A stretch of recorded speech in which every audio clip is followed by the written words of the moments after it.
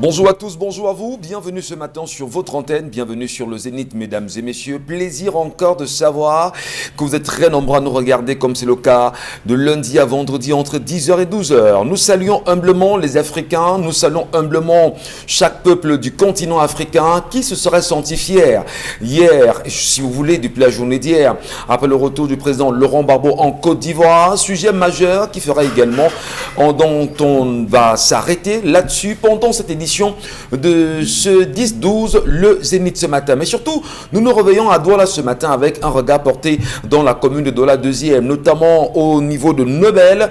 Qu'est-ce qui se passe avec la mairie de Douala 2e? Les commerçants se sont réveillés ce matin et se rendant compte que des scellés ont été apposés sur des installations. D'ailleurs, il se trouve que depuis la semaine qui s'écoule, la mairie a tenté de se rapprocher des commerçants, leur rappelant qu'ils devraient absolument payer l'occupation temporaire de la voie publique sur 1 mètre face, ou si vous voulez 1 mètre très proche de la boutique. Ces derniers disent justement ne rien comprendre des injonctions de la mairie de Douala 2e aujourd'hui. Des tensions nouvelles sembleraient justement être en cours au niveau de Douala 2e aujourd'hui. On s'en souviendra certainement de la dernière en cours où la mairie avait imposé aux commerçants de Nkouloulou de payer des mètres carrés à hauteur de 100 000 francs CFA, chose qui a été extrêmement difficile et qui pousserait bien sûr la mairie aujourd'hui à chercher de nouvelles voies, autant pour moi, une voie pareille justement pour se faire de l'argent. Qu'est-ce qui se passe là-bas? Est-ce que Madame la maire Denise Fampou, que nous tentons depuis ce matin de joindre pour nous en dire plus, peut nous donner d'amples explications sur cette nouvelle façon de se chercher de l'argent? Attention, ils se réveillent, les boutiques sont fermées et disent-ils, jusqu'à présent, ils ne savent pas pourquoi est-ce que les boutiques sont fermées, pourquoi est-ce qu'on y a posé des scellés, qu'est-ce que ça peut bien cacher dans les jours à venir, madame, messieurs. Attention, ça bouge très fort. Bonbon Bengan Kandje, Dominique Audrey Yengelek, Dominique Pengou et Donna Brice Kamgang, ensemble unis pour la même mission, en compagnie de toute l'équipe technique, madame, messieurs. La chaîne est au complet pour vous servir ce matin. Bienvenue. Donna Brice Kamgang, bonjour. Bonjour, bonjour Michel, bonjour à nos téléspectateurs. 2 sujets d'entrée ce matin. D'abord, cet accident de la circulation qui a fait 3 morts ce matin à Mbanga. Mbanga, c'est dans le département du Mungo. Et vous savez que Mbanga était au cœur de l'actualité hier avec cette décision du TPI de Mbanga, justement, le tribunal de première instance, qui a condamné à 1 an de prison ferme et 500 000 francs d'amende les 3 jeunes qui sont accusés d'avoir injurié le chef de l'État et ses ministres. On peut bien voir qu'en France, un citoyen peut gifler le chef de l'État et avoir 4 mois de prison avec sursis, et qu'au Cameroun, ici chez nous, sous les tropiques, eh bien, vous tenez des propos bien sûr injurieux contre le chef de l'État et vous êtes condamné à 1 an avec 500 000 francs d'amende. On en parlera bien sûr pendant l'émission de Nabrice Kamgang dans la rubrique consacrée à la revue des réseaux sociaux. Bonbon Bengan Kandje, bonjour, bienvenue ce matin. Bonjour Monsieur Ngachou Numba, bonjour à vous chers téléspectateurs. Le Sphinx est revenu en Côte d'Ivoire, il s'agit bien du camarade Laurent, il est rentré, il est revenu. Attendons de voir, mais je pourrais déjà me prononcer. Pourquoi on souhaite qu'il soit en dehors de la politique? Ça ne peut pas se faire, soyez-en sûrs. Gbagbo respire, mange et dort politique. Il va faire politique jusqu'à la fin de sa vie. Maintenant, pourra-t-il donner l'occasion à la jeune génération de refaire? Oui, il avait fait quand il avait pris le pouvoir en octobre 2000 avec les Afinguessan et tout. Aujourd'hui, on voit ce qu'il en arrive. Mais qu'est-ce qui l'empêcherait de venir rétablir l'honneur perdu, justement par les satrapes et par les prédateurs qui étaient encadrés à l'époque par l'Organisation des Nations Unies? Ce n'est pas interdit qu'ils reviennent vers donation. Merci. D'accord. Bonjour, bonne arrivée, camarade Laurent. Voilà, on va quand même dire, Laurent Gbagbo, c'est 20 ans d'opposition, 10 ans de pouvoir, 10 ans également au niveau de la Cour pénale internationale. Aujourd'hui, il est de retour et on sait que c'est dans un climat de réconciliation. S'il faut parler réconciliation aujourd'hui, mais surtout d'unicité autour de son parti, le Front populaire ivoirien, nous en parlerons pendant l'édition de ce jour. Dominique Audrey Yengelek, ça va bien? Bonjour Michel. Vous allez bien? Oui. Vous ne vous attendiez pas à ce qu'on vous dise bonjour comme ça, hein? Non. Voilà. Non. Voilà, ça marche. Dominique Bengou, ça va? Bien, ce matin? Bonjour Michel, bon début de week-end à vous. Merci. Voilà. Alors, selon le magazine Jeune Afrique qui apprend de sources sûres que le locataire de l'immeuble Étoile du côté de Yaoundé, le Premier ministre John Guité, a été auditionné un samedi dernier, le 12 juin, pour l'affaire Covid-Gate. Et pourtant, nous sommes toujours en attente encore des résultats de la Chambre des comptes de la Cour suprême qui sont prévus les prochains jours, c'est-à-dire le 25 juin. D'accord, merci beaucoup. Eh bien, le regard est porté sur le Cameroun aujourd'hui. Vous qui êtes Camerounais, vous qui êtes Africains, vous qui êtes quoi qu'il en soit fiers de ce que nous sommes, il est important que nous nous demandions quel est l'avenir que nous voulons pour ce pays et pour la nation entière. Merci à vous pour l'intérêt que vous portez à cette émission. Tout de suite, l'histoire, comme chaque matin. Dominique, vos lèvres nous intéressent, qu'est-ce qu'elles nous disent? Ben, on vous a pas demandé de prendre. On vous a pas demandé de montrer vos lèvres à la télévision, mais c'est comment on se demande qu'est-ce que ça nous renverra ce matin comme sujet. Merci déjà, merci. Mes lèvres vous remercient, Michel Gachou. D'accord. Bonjour encore Donna une voulait fois insister, hein? aux téléspectateurs. Ce matin, je vous raconte l'histoire d'une jeune femme. Du moins, l'histoire nous vient de la diaspora camerounaise. Ce sont deux Camerounais qui vivent là-bas. Et cette jeune femme dit qu'elle se sent tellement seule.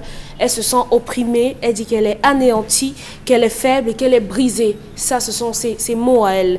Elle dit qu'elle sort avec un monsieur, un autre Camerounais là-bas. Ça fait 5 ans. 5 ans déjà. Elle sort? Oui. Elle vit ou elle sort? Elle sort, c'est son gars, non? Elle sort avec un gars depuis 5 ans. Ils vivent dans 2 villes différentes. Donc, cette semaine ou bien ce mois, elle peut aller lui rendre visite pour 1 semaine et vice-versa. Donc, ils font des allers-retours chacun dans les villes les uns des autres. Bon, comme je ne connais pas les villes de France, je ne peux pas donner 2 quartiers. Bon, disons la France, vous choisissez 2 villes, Paris et... Évoluons. Voilà. Et, oui, voilà, Toulouse et Marseille, par exemple, les voyageurs. Donc, maintenant, elle dit qu'elle est tombée enceinte. Dieu merci, elle a une petite fille de 2 ans aujourd'hui avec le monsieur. Donc, dans les 5 années, elle est tombée enceinte. Et pendant sa grossesse, malheureusement, elle dit qu'elle a vécu toute seule. Le monsieur n'était pas là. Il pouvait faire 4 mois sans venir la voir. Il se contentait simplement de l'appeler. Et il ne lui envoyait de l'argent que très rarement. Cette solitude et le stress développé pendant la grossesse ont fait que la jeune dame prenne 35 kg. Et déjà, elle mentionne qu'elle n'était pas fine à la base, elle était déjà corpulente. Donc, ajouté à ça, elle était un peu trop ronde au goût du monsieur qui a commencé à lui dire, ma chère, ce poids, vraiment, c'est bien, c'est tout, tu as accouché et tout, mais là, sache que ma libido, c'est terminé. Parce que lorsque je te regarde, je vois tout, sauf une femme qui, tu ne m'attires plus. Donc vraiment, il faudrait que tu te battes à maigrir. La jeune femme, par amour pour cet homme, elle dit qu'elle a commencé à prendre des thés, elle a suivi des programmes minceurs, elle a fait du sport, mais malheureusement, elle n'a pu perdre que 15 kilos et les 20 kilos supplémentaires de la grossesse sont restés et elle n'a pas pu se concentrer sur sa grossesse. Malheureusement, aujourd'hui, elle dit qu'elle sombre dans l'alcool parce qu'elle boit pour pouvoir s'endormir. Elle fait tout. Elle dit que côté lingerie, elle se réinvente constamment. Elle prend soin d'elle, mais rien n'y fait. Lorsqu'elle rend visite ils ont dit Toulouse, à son copain là-bas, il la cache dans la maison de telle sorte que ses amis, il ne veut même pas que ses amis la voient. Donc il a tellement honte d'elle et actuellement il est chez elle. Elle se sent opprimée pour dormir, elle ingurgite de l'alcool encore et encore et encore. Donc la jeune dame dit qu'elle aimerait simplement qu'on lui tienne la main. Elle aimerait savoir qu'il y a quelqu'un qui l'aime. Peut-être ça va lui donner la force de venir à bout de ses kilos. Mais comment faire alors? Est-ce qu'elle continue avec cet homme qui est en train de la traumatiser ou alors elle passe à autre chose? C'est quoi Ngachou? Ouais, ou alors elle passe à autre chose. Monsieur Ngachou. Monsieur Ngachou, c'est quoi? Qu'est-ce qui vous dérange? Non, écoutez, il y a des femmes rondes qui sont très jolies. On les aime rondes en même temps. On les aime rondes. Qu'elles soient rondes, qu'elles soient corpulentes. En matière de goût et de couleur, en réalité, on le dit, ça ne se discute pas. Sauf que son goût à lui, c'est tout sauf ça. Bon, mais non, qu'est-ce qu'elle veut qu'on fasse pour elle? Parce que s'il n'apprécie pas, il y en a qui s'y plaisent en réalité avec... en français, simple, vous lui demandez de le quitter. Je ne sais pas, peut-être vous êtes tenter de... Non, mais vous avez dit, si ce n'est pas son goût, je mets juste des mots sur vos sensations. Si vous dites, si ce n'est pas le goût du monsieur, oui. Si elle n'est pas du goût du monsieur, elle est le goût de quelqu'un d'autre. Donc ça veut dire qu'elle peut aller voir ailleurs. C'est ce que vous lui dites. C'est pas ce que j'ai dit. Bon. Allez, Donald Brice, il y a quand même qu'aujourd'hui, beaucoup de plaintes jaillissent aujourd'hui dans des couples, en société, parce qu'on estime que les femmes, très souvent, ne prennent pas suffisamment soin d'elles après des accouchements. Eh bien, elles prennent des kilos en plus et comme l'homme le dit ici, il y a un désir qui est de moins en moins perceptible. Est-ce qu'il y a lieu quand même ici de dire aux hommes qu'il faut se préparer au moins à ces réalités, Donald Brice Kamgan? Oui, peut-être, mais les femmes, pas seulement les femmes, les partenaires d'une relation doivent savoir que tel que je te trouve le premier jour, j'aimerais que tu restes ainsi jusqu'au dernier jour. Au plan physique, mais aussi au plan moral.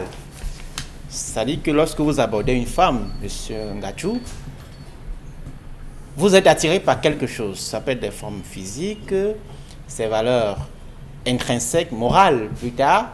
Et votre souhait, c'est que Gisèle, si c'est Gisèle, reste non, ainsi. Prenez un autre nom, pas Gisèle quand même. Pourquoi Gisèle? Vous avez un problème avec le prénom Gisèle? D'accord, évolué. Amandine. Voilà, merci beaucoup. Amandine, c'est mieux. Il y a les intérêts croisés. Alors, si vous rencontrez Amandine le 1er juillet 2019, vous souhaiterez que, comme Amandine est, qu'elle le soit jusqu'au dernier jour, jusqu'au jour où la mort éventuellement vous sépare. Lorsqu'il y a une déviation de trajectoire, si elle est négative, eh bien, elle impacte forcément sur la relation. Manifestement, sur le cas pour ce couple-là, qui l'a amené en Europe, cette dame? Non, sa famille, puisqu'elle mentionne même que sa famille, lorsqu'elle a perdu son travail récemment, c'est sa famille et ses amis qui l'ont aidé à payer le loyer, à pouvoir vivre, parce que le monsieur en face, il est dans le modèle occidental. Le problème fondamental à la question de lorsque vous êtes dans une relation, vous devez savoir quelles sont les préférences, les attentes de votre partenaire. C'est valable pour l'homme, c'est valable pour la femme. Lorsque vous ne le savez pas, vous pouvez faire tanguer votre relation du jour au lendemain. Cette femme qui dit qu'elle a vécu un stress, une dépression en raison de l'absence ou de l'éloignement de son partenaire, moi je me serais attendu qu'elle prenne plutôt du poids.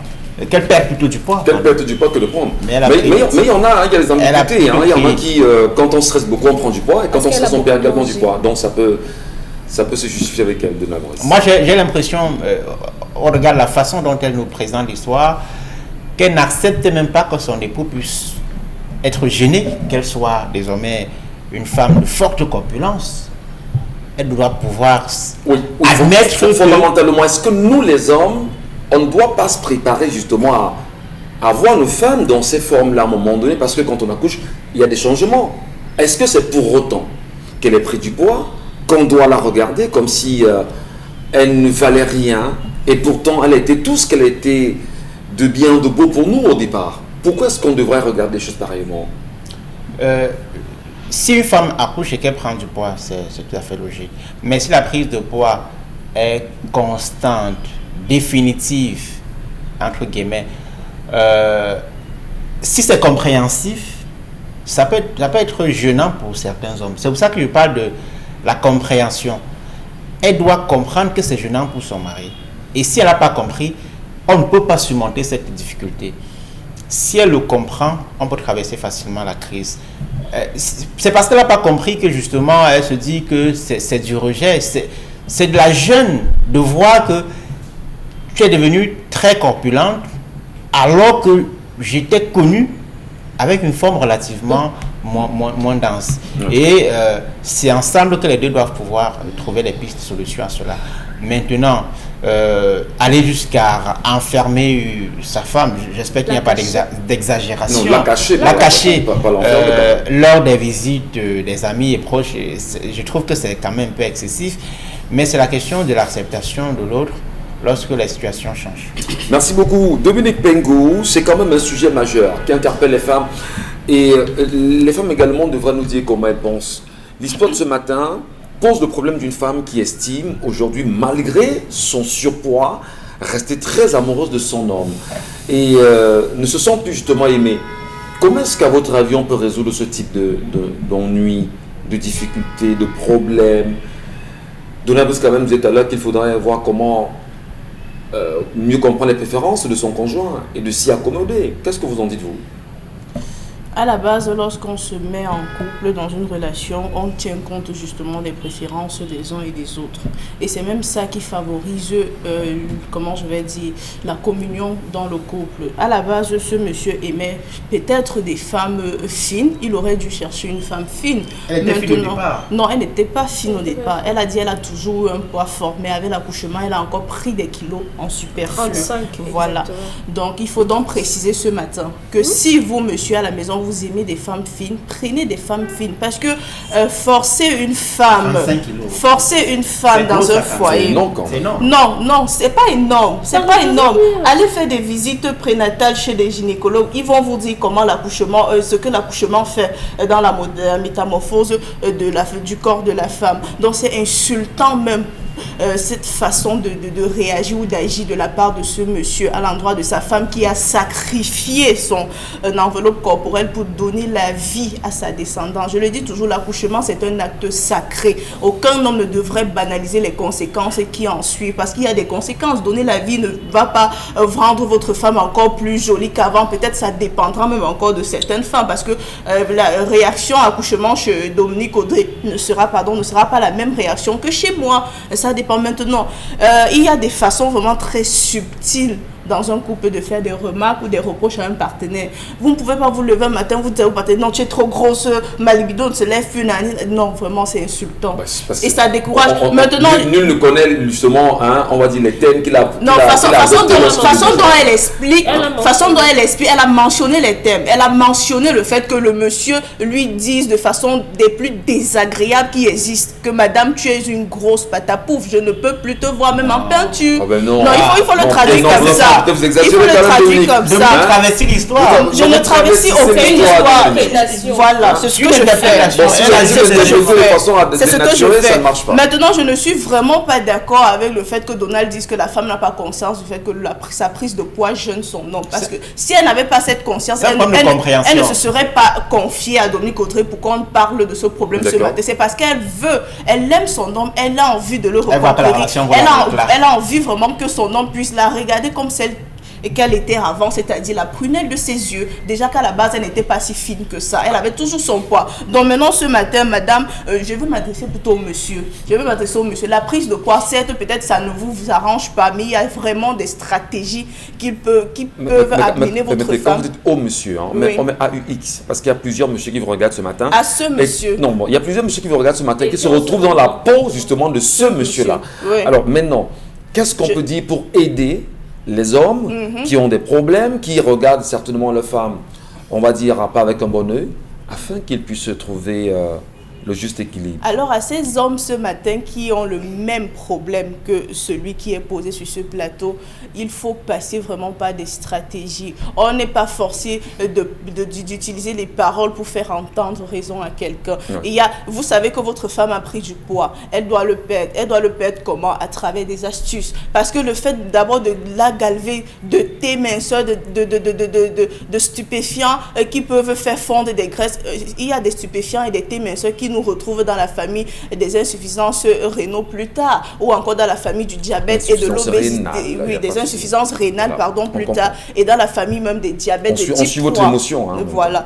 Ce matin, ce que le monsieur doit faire, madame a déjà enclenché un processus de perte de poids, c'est déjà bien, ça veut dire qu'elle en a conscience vraiment. Vous pouvez lui... Non, ça prend du temps.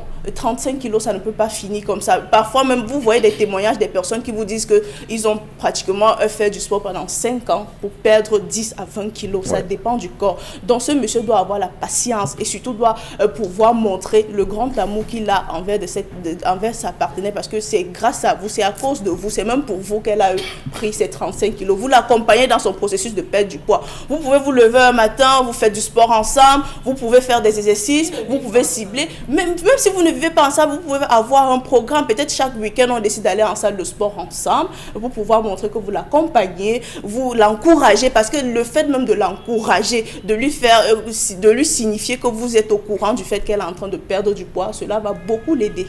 Alors, en l'entame de l'histoire, j'ai fait une petite virgule, Dominique Audrey, où je disais, il y en a qui se plaisent avec des femmes corpulentes.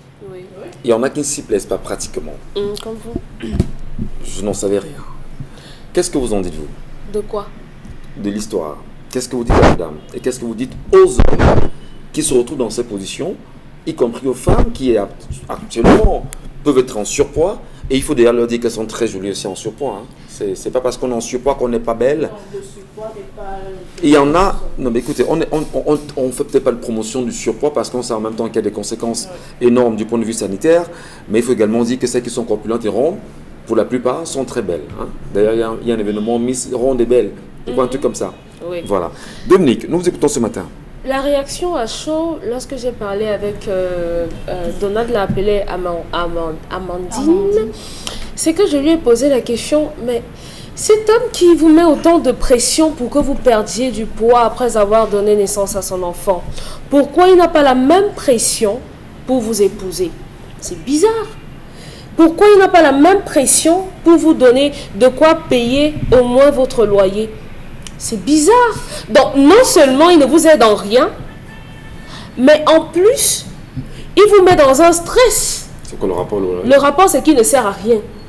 Et qu'il n'est pas question qu'il fasse déprimer l'enfant à autrui.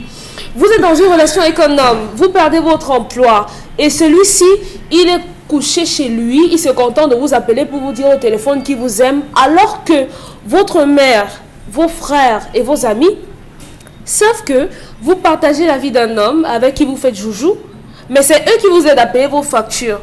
C'est eux qui vous aident à payer votre loyer. Mais le bon monsieur va venir se coucher chez vous pendant un week-end et il va vous dire que Pengo, tu ne trouves pas que ton ventre là c'est trop? Pourquoi Pengo? Bon, Oyengelek, tu ne trouves pas que tu... Parce que je suis la seule femme sur ce plateau. On se comprend.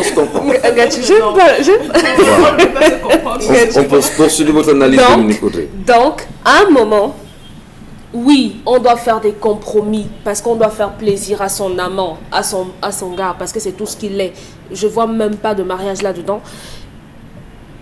D'un côté comme de l'autre, il y a des efforts à faire.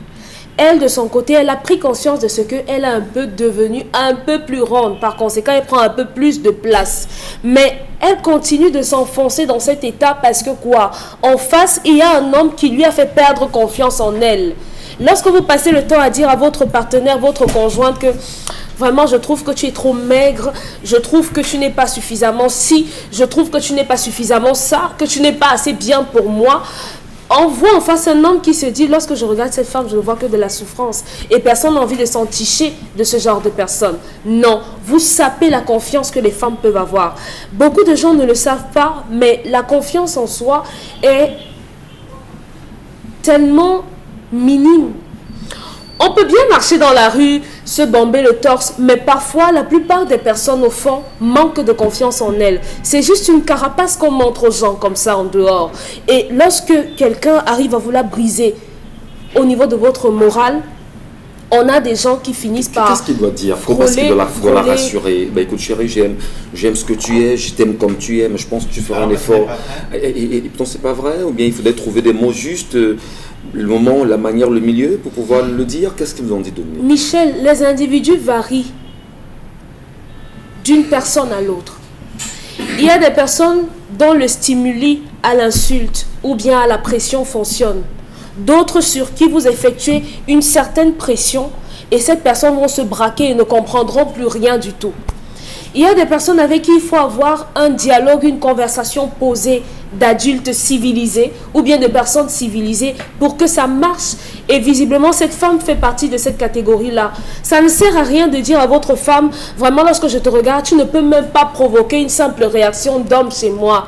Ça ne l'aide pas parce que lorsqu'elle va se séparer de vous, si elle doit rencontrer quelqu'un, elle sera toujours sur la réserve en se disant non, il ne pourra pas parce que je ne suis pas comme ça, je ne suis pas comme ça, je ne suis pas comme ci.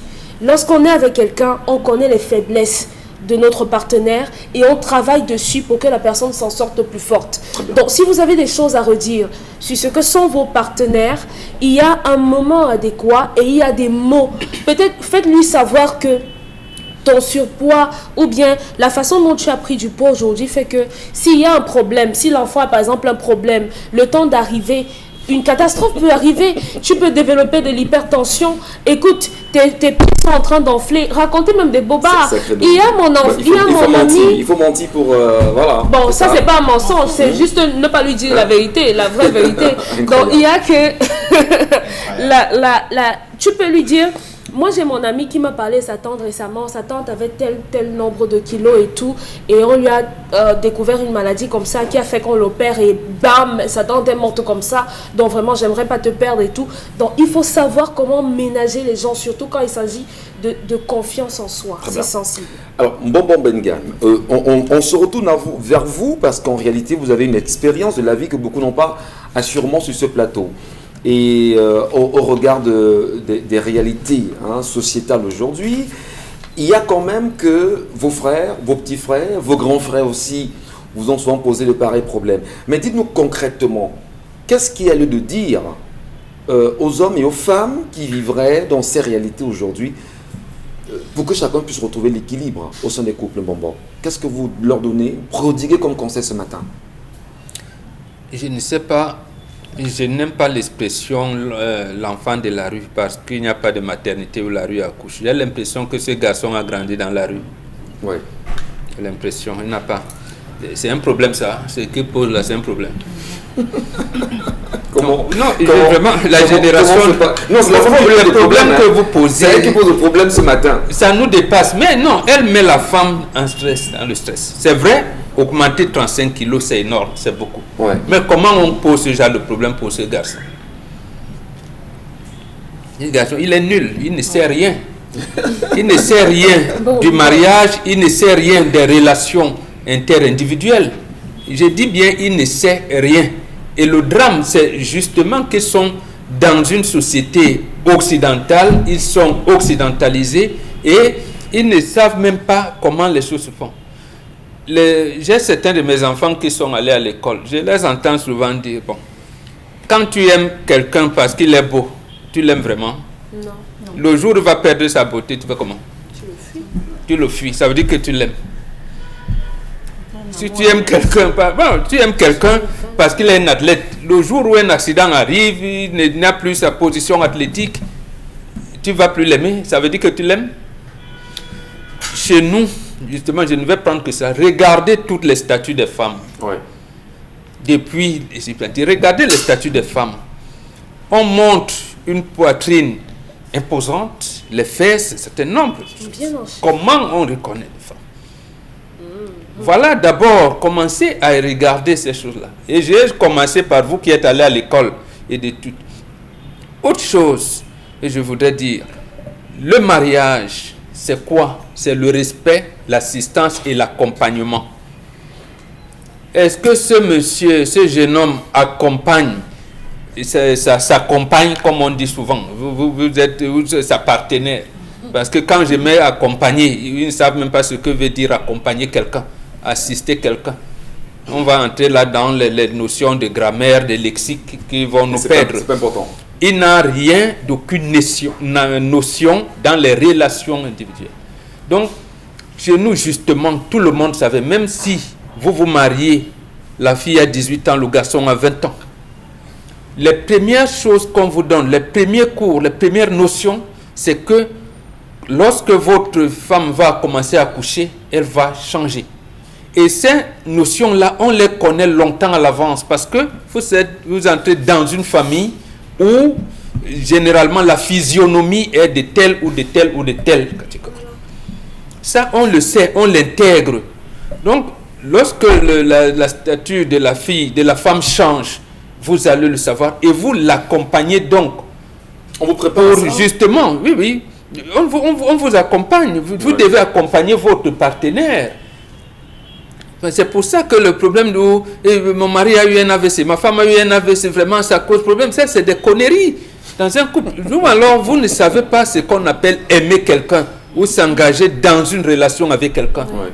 Ici, justement, que c'est la fille qui elle est stressée. Et maintenant, en état de stress, il est difficile pour vous de perdre le poids. Ça, vous qui êtes allé à l'école, je pense que vous le savez au moins. Que quand vous êtes stressé, même si vous mangez seulement le tapioca par jour, votre riz sauté, vous allez prendre le poids et les gens ne sauront pas, vont dire, mais le gars l'a dit qu'il chôme. Comment il est comme ça? Alors que vous êtes, parce que vous êtes stressé. Et justement, le corollaire, c'est quoi? Dominique Audrey l'a dit, vous êtes exposé aux maladies cardiovasculaires. Donc, le gars est en train de dire, de toutes les manières, même s'il a un AVC, là, je lui avais dit de perdre le poids, hein, et elle n'a pas suivi. Non, c'est pas comme ça. Vous l'accompagnez. Vous l'accompagnez, justement. Vous l'accompagnez. Voilà. Et elle est là, elle a perdu 15 kilos, il reste 20. Qu'est-ce qui pose? Est-ce que c'est même l'éloignement qui amène cette femme? Est-ce qu'elle sort d'une famille où généralement des gens sont durs? Mais il y a l'autre versant aussi. Vous pouvez avoir une fille qui est costaude. Lorsqu'elle commence les accouchements, elle perd le poids. Ouais.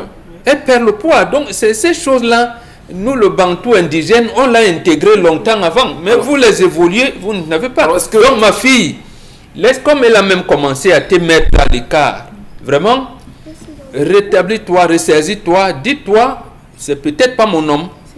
C'est peut-être pas mon homme. Vous commencez à vous recadrer d'abord psychologiquement et moralement en disant c'est un accident. Tout le monde peut faire un accident. Vous avez fait un accident. Peut-être que l'homme qui pourrait vous accompagner est à côté. Vous ressaisissez. Il n'y a pas de stress. Ça se faire encore. Merci beaucoup, Bonbon Bengan. Il y a tous bien sûr sur ce plateau pour ces conseils ce matin. Mais surtout, rassurer les uns et les autres qu'il y a ce qu'on appelle des caractères héréditaires. Il y a des femmes qui, comme Bonbon l'a très bien dit, peuvent naître avec ces caractères et à un moment donné dans la vie, elles prennent du poids. Nous devons, nous hommes, accompagner bien sûr nos femmes après les grossesses. Et c'est important de les rassurer, mais surtout leur dire chaque jour qu'elles sont belles, même si on ment un peu. Non, elles sont belles.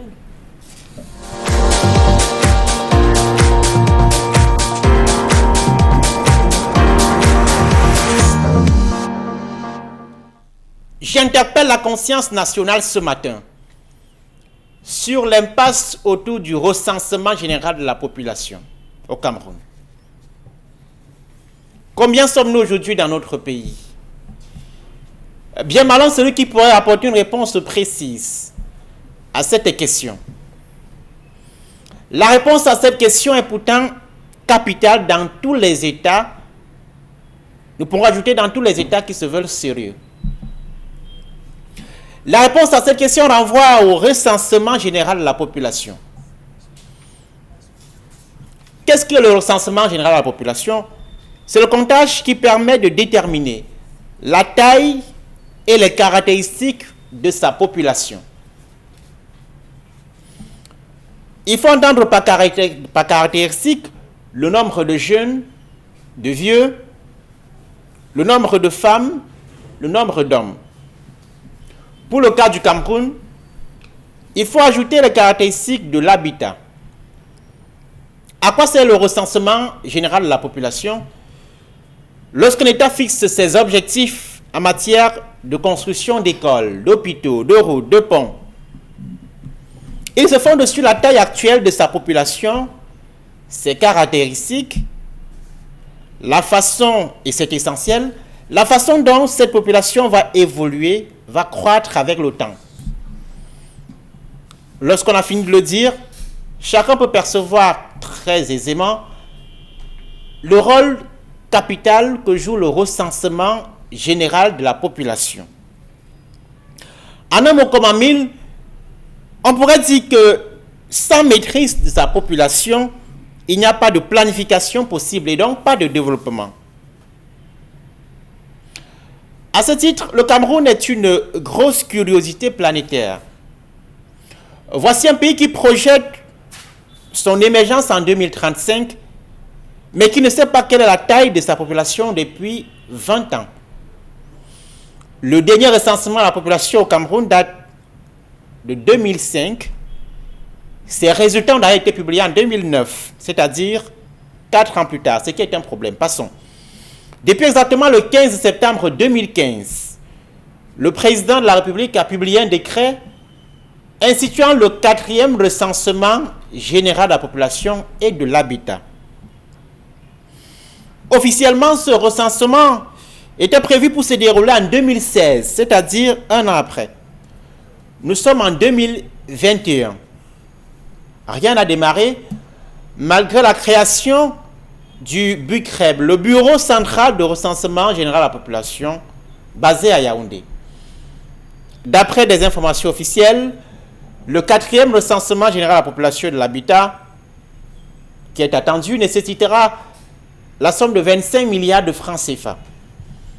Le montant sera jugé exorbitant par le gouvernement, qui met en avant les tensions de trésorerie. En additionnant les scandales financiers ayant marqué la vie publique au Cameroun entre 2015 et 2021, au bas mot, plusieurs centaines de milliards de francs CFA ont été détournés par les gestionnaires indélicats dans un pays qui se veut développer en 2035 sans connaître la taille et les caractéristiques de sa population. Un paradoxe et une chimère insoutenable. À lundi.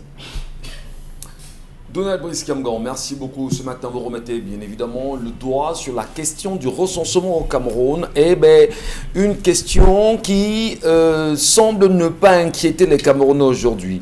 Mais le regard que nous y portons, c'est de savoir pourquoi le Cameroun n'a-t-il pas, de façon réelle, le chiffre exact en ce qui concerne le recensement, la population camerounaise aujourd'hui. Peut-on savoir en 2021 quel est le chiffre que le Cameroun reconnaît aujourd'hui de ses habitants, de sa population, des différences qui peuvent exister entre les jeunes, les vieux, les moins jeunes, etc. Est-ce qu'on peut dire que l'État du Cameroun est à jour aujourd'hui? Mbombok Bengan Kandji, à la suite justement de l'interpellation faite ce matin par Donald Brice Kamgan. Oui, mais on cache le recensement parce qu'on n'a rien à proposer à ce peuple-là. C'est pour ça qu'on... Vous êtes dû quand même. Hein? Non, mais c'est ça la réalité. J'entends souvent les gens parler des statistiques.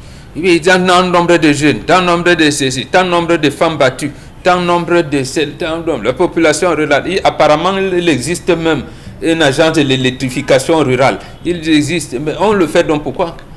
Si on ne connaît pas le nombre de populations qu'on est, on ne connaît pas le nombre de populations qui est en zone de campagne, et qu'est-ce qu'on appelle la zone rurale, qu'est-ce qu'on appelle les agglomérations urbaines. Non, en fait, on cache parce qu'on n'a rien à proposer à ces populations-là pour leur épanouissement. Quel est l'intérêt? L'intérêt, justement, c'est le vol. C'est, j'allais dire, de camoufler tout. Quand on camoufle quelque chose, ça veut dire qu'on a des choses à cacher. Et quand on a des choses à cacher, ça veut dire qu'on a une orientation qui est contraire à l'orientation normée, ou qui peut être jugée normale. Lorsqu'on transmet le pouvoir au président Paul Biya le 6 novembre 1982, les statistiques de l'époque montrent que la population du Cameroun sera à 40 millions d'habitants en l'an 2025.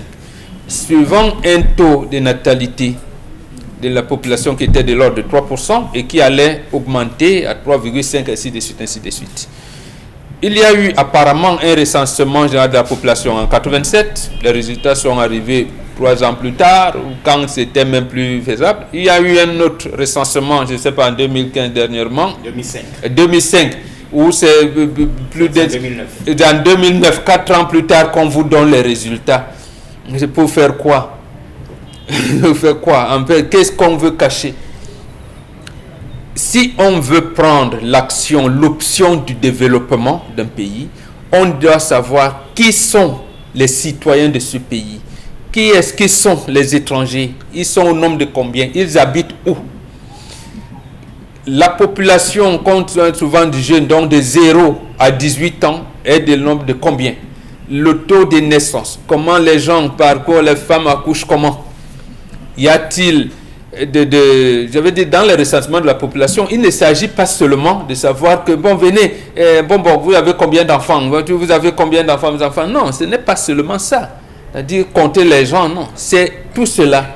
C'est-à-dire qu'on compte également le taux de natalité pour arriver... L'espérance de vie. Voilà, l'espérance de vie. Le taux de mortalité. Des taux de mortalité, l'espérance de vie. Et arriver justement à pourquoi les gens meurent tant. Ou alors, quels sont les efforts qu'on peut faire pourquoi les gens ne meurent plus.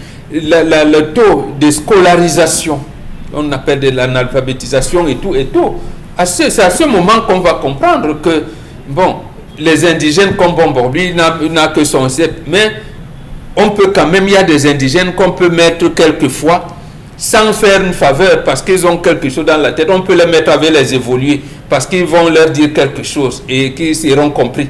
Mais tu gardes ton statut d'indigène. Toi-même, tu sais que tu es un indigène. Voilà comment le recensement général, à quoi le recensement général de la population sert. Et justement, en définitive, pour la distribution de la richesse nationale. C'est cela. Le sud-ouest, c'est le plus grand bassin de production de cacao. Est-il nécessaire de créer une entreprise de transformation de cacao à quel titre? Voilà comment on se fait. Lorsqu'on va répartir le nombre de députés, nous sommes 180. On dit un député pour 100 habitants par exemple.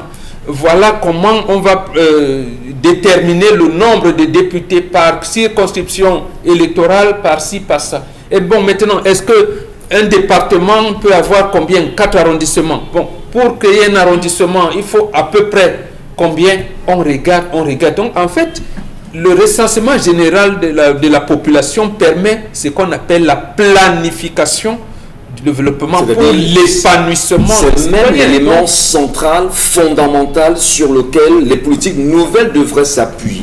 Vous avez raison. Justement, je pense que c'est l'expression d'ailleurs qu'ils utilisent. C'est l'élément central. Et là, vous avez raison. Effectivement. Et quand vous mettez donc sous le boisseau l'élément central, vous restez à la périphérie, vous serez également à la périphérie du développement. Dominique Audrey, est-ce qu'on ne peut pas dire justement que tout ceci non seulement se passe sous le renouveau? Excusez, on pourra en parler parce que ce n'est qu'une vérité. Sous Paul Biya, depuis 1984, on a eu un premier recensement. 3 ans après, on vous fait justement on vous donne les résultats 3 années après, donc c'est-à-dire 87, 4 ans après, donc 88 précisément. En 2005, on a un nouveau recensement. Et c'est en 2009 qu'on vous fait justement savoir quels est, bien évidemment, les chiffres mis à votre disposition. Beaucoup se disent en même temps que le renouveau n'a rien à prouver aux Camerounais. Le renouveau n'a rien à montrer aux Camerounais. Le renouveau semble être incapable d'accompagner les Camerounais à une réelle ascension. Et bien là, quand on élimine l'élément central, finalement, sur quoi peut-on s'appuyer? Ce qu'on voit aujourd'hui, me semble-t-il. À ça, j'ajouterais que finalement, à cela, il faudra dire que le renouveau ne sert à rien. À rien du tout. Parce que si vous ne savez pas combien de population vous avez, vous ne pouvez pas savoir quels sont les besoins, parce que le recensement, en dépit, ou bien après avoir donné le nombre de naissances, le nombre de décès et tout le tralala qu'il y a autour, on sait quand même que c'est là-dessus que s'appuient les politiques publiques. Allez par exemple dans une circonscription, prenez la mairie de votre choix. Est-ce que les maires savent combien d'administrés ils ont? Parce que c'est par rapport au nombre d'administrés qu'on a dans sa localité qu'on pourra dire que voilà, par rapport à notre budget, on pourra faire tel pour tel nombre de populations, mais on en est tellement loin. C'est pour ça que la plupart des actions qui sont menées, on a l'impression que les évaluations se font au rabais. Parce que soit on arrive sur le terrain, il n'y en a pas pour tout le monde, soit il y en a un peu trop. Je ne sais même pas s'il y en a même déjà eu un peu trop. Donc, généralement, ça ne suffit pas. Parce qu'on ne sait pas que, par exemple, à Douala 1er ou bien à Douala 3e, je dis n'importe quoi, il y a peut-être 10 personnes. Le dernier recensement nous parle de 4 personnes à cet endroit-là. Mais entre-temps, il y a des gens qui sont nés. Il y a des gens qui ont rendu l'âme, malheureusement. Il y a également que lorsqu'on a un recensement, ou bien lorsqu'on a les chiffres exacts de la population qu'on a, on est sûr de pouvoir mesurer la satisfaction de cette population-là sur le plan sanitaire. Est-ce que notre distribution d'eau à notre population fonctionne par rapport à l'espérance de vie ou bien au nombre de naissances? Lorsque quelqu'un va venir à l'hôpital, il va dire voilà, moi je suis ici, je suis de tel endroit et dans mon endroit je suis en santé parce que là-bas on a de l'eau, il y a de l'hygiène, il y a un certain nombre de choses qui vont ensemble. C'est un enchevêtrement de choses, que ce soit la santé, que ce soit l'éducation. Le recensement nous permet de savoir que tel enfant âgé de 17 ans dans tel quartier est en telle classe. Donc maintenant, les personnes qui vont reprendre ces informations-là, lorsqu'ils seront dans leur cabinet, je ne sais pas trop ce qu'ils font avec les chiffres, ils sauront que voilà, dans tel nombre d'années, dans tel nombre d'années, on aura tel nombre de médecins, tel nombre de ci, tel nombre de ça, mais non. Ici, les chiffres, ce recensement, lorsqu'ils sont faits, ne servent qu'à nous dire que, voilà, on a tel nombre de populations, on a eu tel nombre d'accouchements, approximativement, on a un certain nombre de choses, c'est tout. Mais malheureusement, le niveau de vie des Camerounais qui peut être évalué par rapport à ce recensement-là, laisse à désirer. Donc maintenant, allez questionner comment au Cameroun, on fait les recensements. Est-ce qu'on vient seulement savoir bonjour madame, je m'appelle Oyengelek Dominique, je suis là dans le cadre du recensement de la population. Vous êtes combien ici? Le père est où? Où sont les enfants? C'est tout.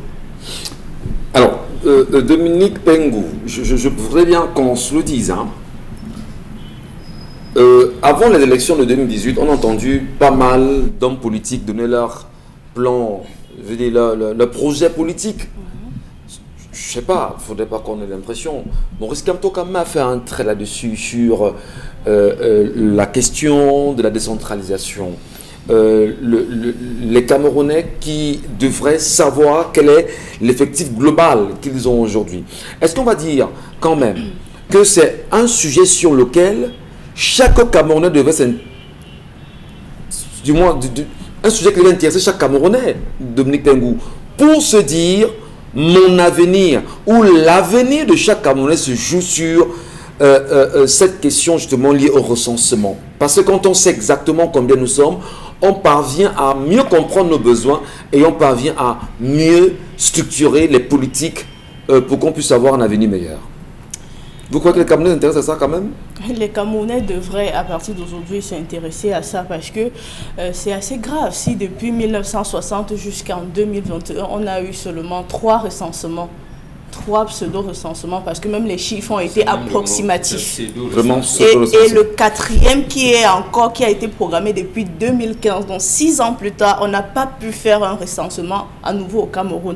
J'ai envie de me poser la question ce matin, sur quelle base allons-nous établir la décentralisation si on ne connaît pas le nombre d'habitants que contient notre pays? Sur quelle base allons-nous établir l'émergence entre guillemets à l'horizon 2035?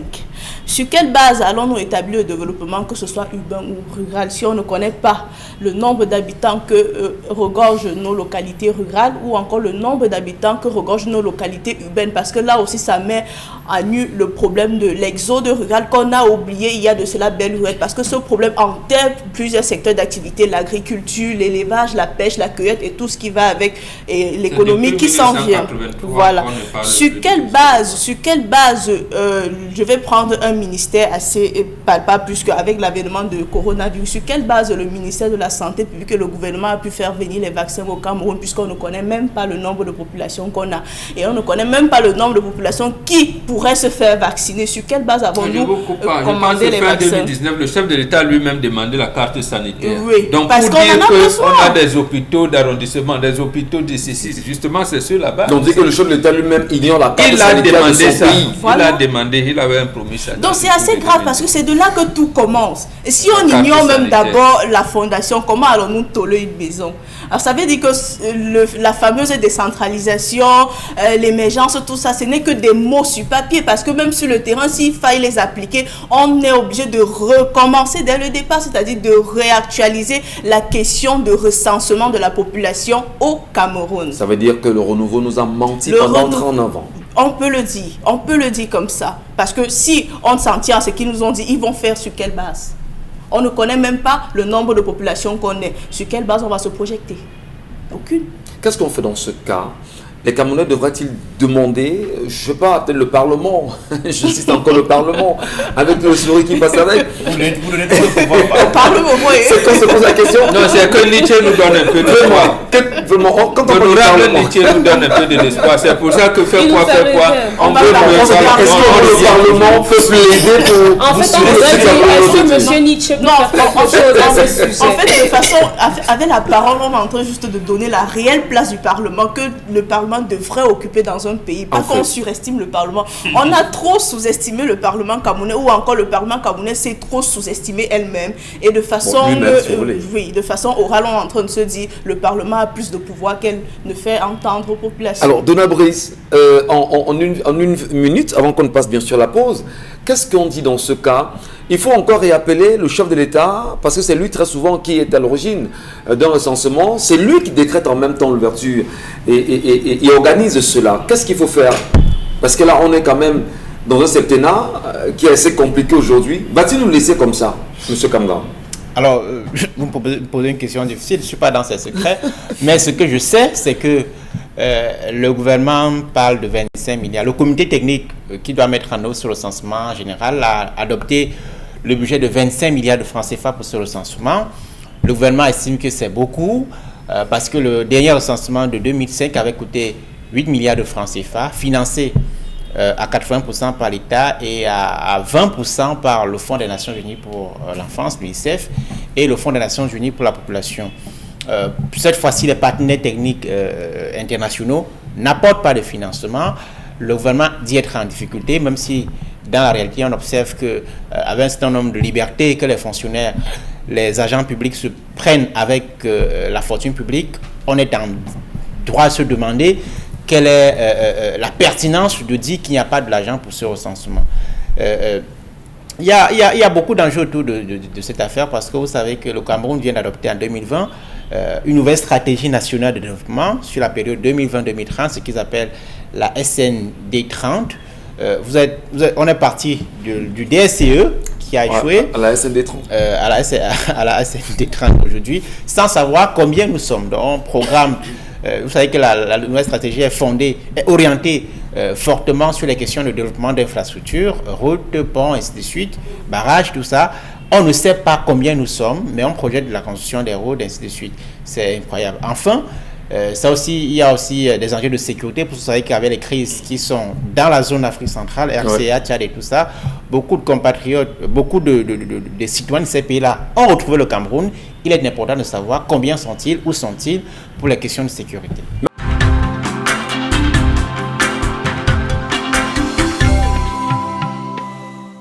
Bienvenue en même temps, bon retour à ceux qui sont avec nous depuis le lancement de l'émission. Bienvenue à ceux qui à l'instant nous retrouvent. L'émission c'est 10-12 le Zénith et c'est avec beaucoup de plaisir que nous vous savons très fidèles d'ailleurs à ce programme et on vous souhaite encore bien évidemment de rester des nôtres. Le Cameroun est un pays quand même particulier et chaque jour ici nous tentons tant bien que mal de vous restituer le vrai visage de notre pays en vue de voir dans quelle mesure les autorités en place ou encore ceux qui prennent les grandes décisions peuvent au plus vite justement s'engager afin que les choses puissent changer. Mais surtout, il est important d'interpeller les Camerounais aujourd'hui. Le Cameroun traverse assurément une période de transition. Et quand on dit transition, on est tous conscients de ce que ça veut dire. On attend depuis près de 39 ans une réelle transition au sommet du pouvoir camerounais. Les Camerounais de l'extrême nord, du nord, du sud, de l'est à l'ouest sont aussi dans un questionnement permanent. Quel est l'avenir de ce pays dans les jours à venir? Qui tiendra les rênes du Cameroun dans les jours à venir? Le Camerounais peut-il aujourd'hui se dire qu'il va décider lui-même de son avenir? Quels sont les enjeux importants pour l'avenir? Les Camerounais devraient-ils absolument laisser l'Occident avoir la même mise sur ce qui est important pour eux en s'appuyant sur ce que l'Occident a appelé la charte de l'impérialisme? Que dire de l'avenir des enfants qui viennent aujourd'hui, qui viendront demain? Que dire en même temps de nombreux prêts que le Cameroun a octroyés auprès des institutions de Bretton Woods aujourd'hui? Qu'est-ce qu'on fait concrètement pour que demain soit meilleur que les 40 dernières années dans lesquelles nous avions vécu aujourd'hui au Cameroun? L'une des questions également qui nous interpelle ce matin, madame, messieurs, c'est ce qui se passe exactement dans les régions en crise du nord-est et du sud-est Cameroun. Et on nous annonce là-bas justement une série de kidnappings. Et bien là, quand on dit kidnapping, on parle également des délégués départementaux. Et le dernier cas en date justement, c'est le délégué départemental du ministère de l'Habitat et du Développement urbain dans l'Ondian qui a été kidnappé. Et les kidnappeurs, on pourra les appeler ainsi, ont demandé de l'argent de la rançon aux familles. Ils ont donné 3 100 000 Et jusqu'à présent, rien n'est fait. Lorsqu'il se retourne auprès du régional de ce ministère, il fait savoir justement que ceci n'est pas du ressort du ministère, de voir dans quelle mesure on peut l'aider. Peut-être oui, peut-être non, mais est-ce qu'il n'est pas important, Donna Brice Mbombok et les deux Dominiques, qu'on interpelle plus vite quand même les autorités de la République sur ce qui se passe aujourd'hui? Trop de kidnapping, à la fois dans cette zone en crise et même auprès des populations par des civils. On a eu le cas justement de Bertois il y a quelques jours, on a eu le cas de Yaoundé, on a eu le cas ici à Douala, à Dedo. Qu'est-ce que vous en dites, vous, de Napous Kamgan, en une minute? Il faut résoudre la crise. C'est tout ce qu'il faut faire. La crise anglophone? Il faut mettre fin à la crise anglophone. Il faut couper l'herbe aux pieds de ceux que la crise engraisse, qui sont facilement identifiables, à la fois dans le camp des séparatistes et dans le camp des officiels. Tant que la crise n'est pas finie, ce genre de kidnapping va se multiplier.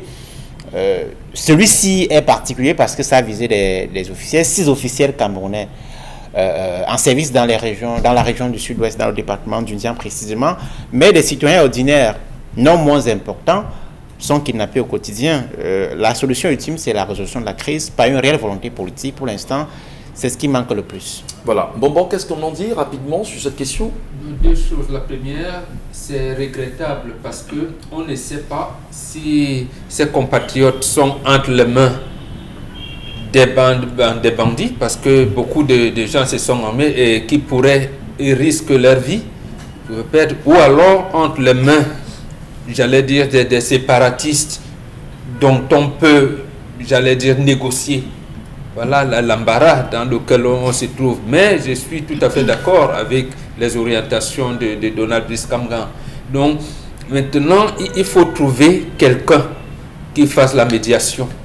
On l'a fait avec Boko Haram. Je pense que même lorsqu'on a enlevé les familles Moulin-Fournier jusqu'à l'enlèvement de la femme de Amadou Ali, on négocie. Mais parce que précisément ce qui complique la situation, c'est que l'armée a fait une sortie pour dire comment on est en train de vaincre. Oui, on ne conteste pas l'armée, l'État doit avoir les armes, l'État doit, mais lorsqu'on vous considère comme une armée d'occupation, il faut se méfier. Et dans le déploiement de l'armée, on veut dire, il y a certains prêtres et certains chefs d'autorité traditionnelle qu'on pense qu'ils ne veulent pas collaborer. C'est un peu difficile. C'est un peu difficile. Donc, on ne peut pas faire comme s'il y avait un camp. C'est des frères qui se battent. Et à ce moment, ça rend compliqué, j'allais même dire complexe, le problème. Comment donc cette autorité traditionnelle, on a eu ces cas, une maman a un fils qui est au bir et l'autre qui est en forêt. Vous voulez qu'elle trahisse que son frère et son fils qui est au bir, quand il va lui dire, maman, il lui dit non. Ton frère vient souvent prendre la nourriture à 19h. Cache-toi là, tu vas, s'il ne veut pas, tu vas là-bas. Elle ne le fera jamais. Elle ne fera pas. Elle ne le fera jamais. Elle ne pourra pas le faire. Donc, moi, je souhaite que ce soit ça l'orientation de la résolution de la crise. Sinon, le terme pacification que la France nous a amené ici dans les années 50 va peut-être permettre de maquer, mais ça ne résoudra pas la crise. Donc il faut aller cette complexité-là qu'il faut utiliser, et avec les gens qui peuvent prendre ces négociations. Moi je pensais que la DGRE par exemple pouvait avoir avec certaines personnalités du côté anglophone qui peuvent être des hommes d'église ou des personnalités un peu influentes qui négocient. Bon gars, laissez les armes. Bon, de toutes les manières, même à l'ONU, on ne va jamais accepter la partition du Cameroun. Donc vraiment, nous nous engageons là, il faut... Et que de l'autre côté du gouvernement, on ouvre les bras, comme on dit, en disant, on peut causer. Il y a les possibilités de causer avec vous, et ainsi de suite. Très bien. Merci beaucoup, Mourou Bengan. Allez, rapidement, des messages de nos téléspectateurs et qui sont très nombreux à nous laisser des commentaires sur Equinox TV. Dominique. On commence par Lovely Laure Ndamen. Ma chérie, même si tu dois perdre des kilos, fais-le pour toi et non pour plaire à un homme ou à ses amis. Arriver au point d'avoir honte de toi parce que tu as pris du poids, et ce poids superflu est arrivé parce que tu lui as donné un bébé en plus. On a Suzy Ivana Ndogmo qui n'est pas très contente avec vos avis. Elle dit tout de même que les hommes sont censés savoir que les accouchements font prendre du poids et quand vous prenez une femme, attendez-vous à tout changement physique. Votre raisonnement n'est pas différent de celui du monsieur en face. Du moins, le raisonnement de la plupart des hommes, hein, c'est comme ça. Non, c'est les hommes occidentalisés. Tu étais Sylvette, tu étais comme macaroni, vraiment reste là, oubliant qu'il y a quelque chose. Non, nous les Bantous, on sait qu'à un moment donné, les seins vont tomber. C'est pour ça que nos femmes, puisqu'on sait que ça va tomber, on te dit, donne le sein là-bas. À l'enfant. Ah, d'accord. À l'enfant, parce que même ça, nous on disait que le sein c'est pour papa, le lait c'est pour l'enfant. Donc quand arrive la période du lait, on sait que l'enfant il prend son lait. Mais quand on a coupé, donc vous savez, donc voilà, nous on avait des formules. Donc on ne peut même pas refuser ça en disant oui, les fesses, les seins sont tombés. Non, nous on savait ça. Ça nous amenait justement à préparer la retraite avec ta femme ou tes femmes. Ta femme, c'est mieux. Togi Marcel, bonjour le Zénith. Cet homme est un bip. Il doit attendre et poser un problème. Cet homme est un... C'est une insulte. Ah, d'accord. Donc, il doit savoir aider sa... J'ai censuré, non? D'accord, vous êtes censuré. Voilà. Il doit apprendre à poser un problème. Il doit savoir aider sa partenaire à surmonter ce problème de manière saine et respectueuse. Il ne doit pas la frustrer et être autant violent dans ses mots et dans ses gestes. Si vous êtes à la télé, ne disons pas qu'on aime les femmes rondes sans préciser que femme ronde doit être distinguée de femmes en surpoids et obèses, on est d'accord. Et les femmes doivent arrêter de se blottir dans cette paresse qui consiste à ne faire aucun effort et ne pas suffisamment faire d'efforts pour prendre soin d'elles et faire du chantage affectif aux hommes en disant que s'ils m'aiment, ils doivent m'accepter tel que je suis. Enfin, je dirais même qu'une femme en surpoids est un danger pour elle-même. Et faire du sport, se battre pour maigrir ne devrait plus être considéré comme un sacrifice pour plaire à un homme, mais pour se plaire à soi-même et entretenir sa santé. Ce qu'il faut dire, c'est que justement, les femmes elles-mêmes peut-être savent pas. Quand vous prenez la grossesse, avec ce que vous avez, c'est tout le métabolisme du corps qui change. Donc, même si vous gagnez seulement 10 kilos, pour perdre 1 kilo, ça va être difficile. Ça va être très très difficile, même si la femme veut même perdre 2 kilos. Donc en fait, pour elle-même, ne prenons pas ça comme si, bien exactement non, c'est difficile pour la femme, après l'accouchement, de perdre 1 seul kilo. Donc, quand elle intègre, son compagnon doit l'accompagner. Parce que c'est difficile, ce n'est pas comme tu buvais la bière là, normal, le poisson braisé, mayonnaise, tout ça là. Non, c'est différent. Mais il faut quand même parce que vous avez porté pendant une durée assez longue et tout. Il faut quand même rappeler que dans l'histoire de ce matin, cette femme à un moment donné s'est laissée aussi aller. Hein. Elle s'est mise à boire de l'alcool, n'importe comment. Actuellement, absolument. C'est parce qu'elle a la dépression. Bon, elle est consciente. Bon, je pose la question vraiment tout en respectant ce qu'elle traverse. Mais est-ce que c'est parce qu'elle est dans une dépression? Elle se rend compte qu'elle est dans une dépression et elle se laisse aller avec... C'est justement ça, les elle a intégré que son mari ne l'aime plus, ne veut pas, et pourtant elle a fait l'effort de perdre au moins 15 kilos. Et que l'autre ne comprend pas ça, c'est les injures. Et là, ça rend, comme ils sont dans une société qui n'a pas de préhistoire, qui n'a pas de repères, et donc elle-même, elle est perdue. Donc, si elle était chez nous ici, je pense qu'elle aurait eu un encadrement approprié. Ça marche. Oui, ma fille ne te détresse plus. Voilà. C'est un accident de l'histoire. Tu as rencontré un homme avec lequel tu ne peux pas faire un projet commun de vie. C'est un accident, ça arrive. Remets-toi de l'accident. Et le message du téléspectateur a tout son sens. Parce qu'aujourd'hui, il y a plein de femmes qui se lancent dans le décapage parce qu'il faut faire plaisir aux hommes. Vraiment, lui, il aime les femmes claires. Si je ne suis pas claire, vraiment, il ne va pas m'aimer. Donc, comme les noirates. Qui empêche à un homme d'être une femme claire et une femme noire? Non. Est-ce que c'est interdit? Non, c'est pas ça. Non, c'est pas ça. Non, ce que c'est que on sait qu'entre nous garçons, quand on dit oh là là, elle est bio. Elle est bio. La couleur du taxi.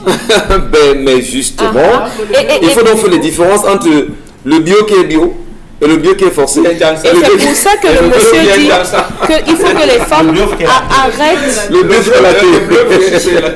elles doivent arrêter de vouloir faire des choses parce qu'elles veulent plaire aux hommes. On ne plaît pas aux hommes à cause de la carcasse. Parce que tout ça, c'est rien, c'est une coque. Ben, c'est ce que vous valez. Oui, monsieur.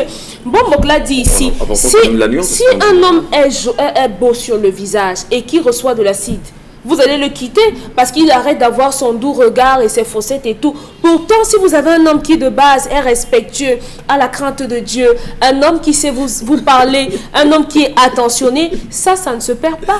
Est-ce qu'on devait avoir peur des garçons que les plaquettes de Munich au Pengou? Parce que là, apparemment... Oui, parce que... on vous dit que non, c'est vraiment la question de plaquettes de chocolat. Mais quand elle aura, donc... La question de non, apparemment. Bon, quand tu sauté.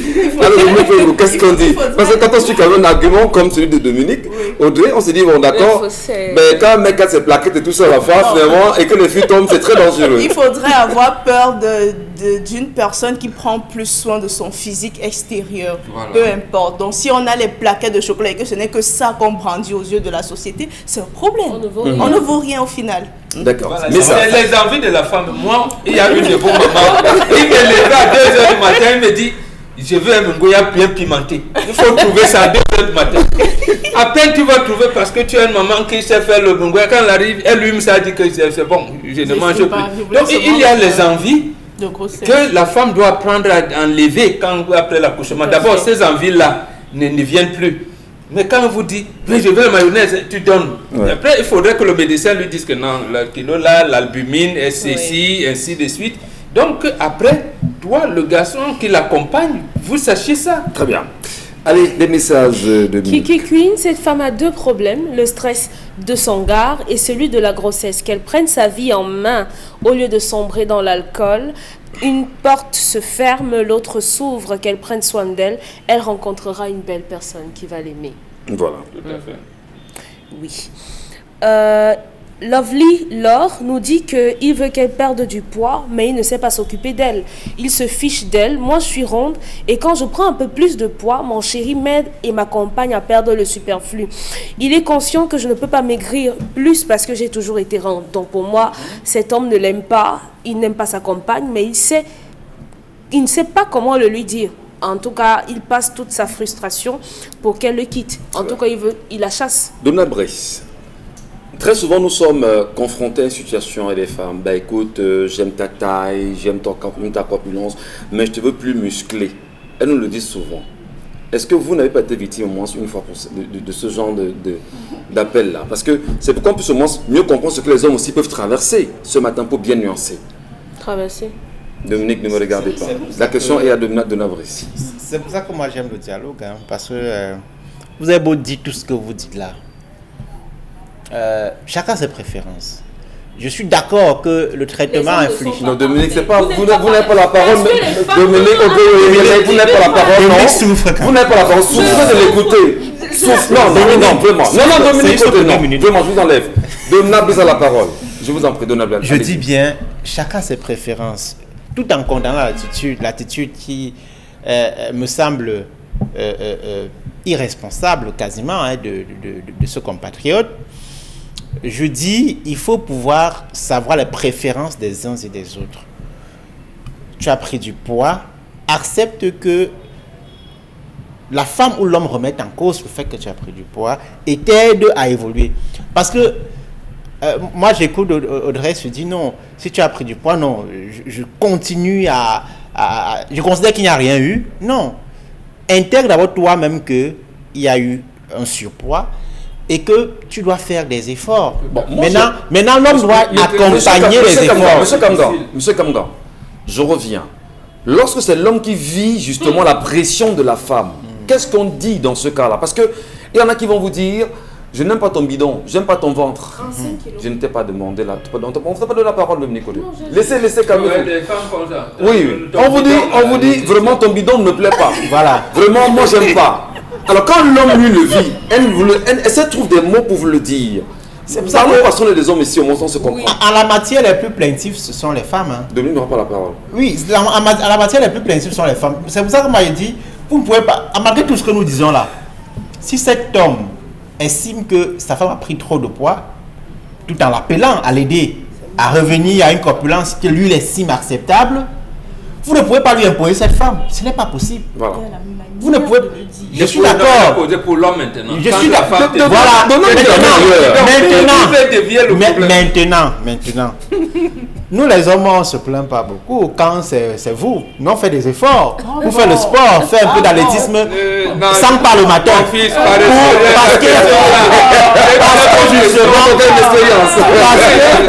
Parce que justement, vous revenez à une corpulence. Ton bidon qui gonfle là. Le ventre. Les hommes qui ont trop de bidon là, vraiment, ils ne sont pas forts. Sauf Non, que- et comment on règle ça? Voilà. Tu lui dis, c'est L'homme, lui, va faire des efforts. Nous comprenons de notre chuter, vous en prie. Sauf que L'homme va faire parfois- des efforts parce qu'il veut devenir, retrouver une corpulence. qui est acceptable. renvoie-lui Mais- le tort. Quand la femme a dit que le bidon, comment tu dis Prenez que les notes. ton traitement que tu me souffres, la chérie, c'est ça qui tu m'entretiens Non, bien. sauf que Même si c'est sa parfois, sauf que concouche qui a parfois pris à- quand les femmes le disent, elles accompagnent souvent ça avec des astuces, peut-être via la Voilà. nutrition qui vont vous aider à Toutes le perdre font le vraiment, poids. toutes le font La vraiment. majorité, la Non, non, majorité je le suis font. d'accord. La majorité Pas le comme ça. font. Le remède pour l'homme, c'est que tu l'invites. Chaque soir, donc sois performant là. Voilà. Bon, comme ça, elle va oublier, elle va reprendre. Même si la plaquette de chocolat ne vient pas, Ah, la femme, elle va elle peut intégrer que Avec le ce gros que ventre. tu donnais quand il y avait le chocolat, elle va se mettre à oublier et tu la mets progressivement. Alors, donc, ça veut dire, Et la femme. ça veut dire concrètement que les femmes n'intègrent pas aussi qu'à un moment donné, il y a des transformations que l'homme subit normalement. Et oui, parce qu'il y a des transformations qu'il subit. Lesquelles? Hier, il avait 25, 30 ans, il était bien, 35, 40. Il commence à prendre, il peut prendre ses 2 ou 3 bières, et puis à un moment donné, il y a un relâchement, il prend son poids. Et Les donc, raisons, pourquoi les est-ce que raisons les femmes sont ne pas ça pas aussi, les femmes? En matière d'intolérance de surpoids, les femmes sont plus intolérantes que les hommes. Ouais. Attention. En matière d'intolérance du surpoids dans un couple, Non, non, les je femmes, pense pas. les femmes sont plus intolérantes. Non, non, non. C'est Quand tu l'exception. prends du poids, d'abord le terme bidon, ça vient des femmes en la matière. Ensuite, elle va te dire, comme Audrey Tantel l'a dit tout à l'heure, que tu ne peux plus être efficace. Montre-lui que tu es En bas, non, non. donc, subi. elle Elles ne sont considère pas. que c'est inacceptable pour elle. Donali a très peu de non, cas. comment réagir, Donali je te a suis. Pour la très peu femme, de cas. pour la femme, on convient qu'il faut l'accompagner, l'aider à retrouver son poids, lui Non, conseiller ça coïncide. un médecin spécial. Comprenons-nous. Non, Et rapidement, vous avez dit tout à l'heure, je te subis. Donc, malgré le gros ventre, vous le dites quand même, je te subis. Je te subis, j'accepte. Vraiment, c'est tout sauf ce que c'était avant. Mais apparemment pour toi, puisqu'on peut faire abstraction des galipettes, Est-ce que je te j'accepte. subis, elle est Et là. je Je te subis, c'est l'expression nécessaire. je te subis parce que je C'est pas mérite frustrant de mieux. dire, ah non, Rien je te de subis. subir, Je te c'est ça. subis. C'est frustrant. On a Ah, c'est même pas pas frustrant. Ah, C'est pas l'intolérance, Michel. Non, Vous non, dites quand vous dites je te subis. quand il s'agit de l'homme. C'est avec beaucoup d'amour que je vous le dis. Je te subis. Maintenant, c'est simplement, vous ne comprendrez peut-être jamais, mais lorsque votre femme vous fait la tisane, le thermos le matin, Oui. avec du thé, et du gingembre et du citron pour que vous alliez boire ça, elle vous dit que non, comme il fait un peu froid là, bois ça. Mais pourtant, elle est en train de vous dégraisser. Mais comme les hommes sont des ingrats, ils ne vont jamais reconnaître que... On parle des gros, on parle des hommes obèses. Oui, mais pas- mais Justement, à ce moment, quand tu le fais, tu dois donc intégrer. Et ce que la tisane et l'autre condiment que tu mets dans le bouillon, que tu l'imposes. Voilà. Pour que la performance ne change pas. Qu'il n'y a pas de C'est comme ça. Mais Parce comme qu'avec. aussi perdre Mais justement, parce que hein. quand celle-ci, par exemple, a un tel type de comportement, elle intègre que son homme peut partir. Très bien. Allez, Donc, elle veut donc, c'est le même sentiment Et que en la matière de femme. performance, les hommes sont à l'index. Il faut être performant à tout prix, à tous les prix. Absolument. Comment il ne faut pas tomber en défaillance Aujourd'hui, mécanique. Dieu Il y a- merci. il y a des moments Dieu où la merci, défaillance il fallait mécanique pris n'est les pas. choses en et main. reconnaissons les exigences des femmes en matière de S'il fallait- performance. s'il fallait attendre ça. Merci beaucoup, merci. C'est 10-12 le zénith, parfois nos langages, on va dire, très terre à terre parce qu'il faut se comprendre. Hein. Et surtout, permettre aux plus petits Camerounais de Munduru, de Kapsiki, de Guider, de Kolafamba, de Bangante, de Bassamba, de Balengou, je ne sais pas trop, de pouvoir nous comprendre exactement. Merci pour l'intérêt que vous portez à Equinox Télévision. On veut aussi le dire qu'on a des partenaires chaque matin qui nous retrouvent. Et dans un moment, nous serons avec nos amis de Safe Wave, notamment Aïda, qui nous retrouve encore ce matin. Bonjour Aïda. Bonjour, Vous allez bien? je vais très bien, merci. Allez, vous revenez ce matin avec le projet Senwave. Veuillez nous présenter justement votre rôle dans cette entreprise Senwave. Alors, je suis, Et la qu'est-ce que vous nous offrez aujourd'hui? je suis la représentante de la croissance pour Senwave. Et Sendwave est une application qui permet aux personnes vivant à l'étranger d'envoyer de l'argent au Cameroun rapidement et à de moindres coûts directement dans le portefeuille mobile MTN ou Orange. Vous pouvez trouver l'application Sendwave soit sur Google Play Store pour les utilisateurs d'Android ou alors App Store pour les utilisateurs d'iPhone. Et les pays qui peuvent envoyer de l'argent au Cameroun par Sendwave, nous avons le Canada, les États-Unis d'Amérique, l'Angleterre, la France, l'Italie, la Belgique, l'Espagne et l'Irlande. Alors, justement, pourquoi les gens devraient-ils utiliser Sendwave, Aïda? Nous avons pour mission de rendre l'envoi d'argent vers le Cameroun facilement qu'envoyer un message. C'est-à-dire que vous n'avez plus besoin de quitter le cheveau, aller faire la file d'attente dans une agence afin d'envoyer de l'argent. Il vous suffit juste d'avoir votre téléphone mobile, vous téléchargez l'application, vous prenez le numéro de la personne, le nom afin de valider qu'exactement c'est à la personne-ci que vous voulez envoyer de l'argent. Vous validez avec soit votre permis de conduire ou alors votre passeport.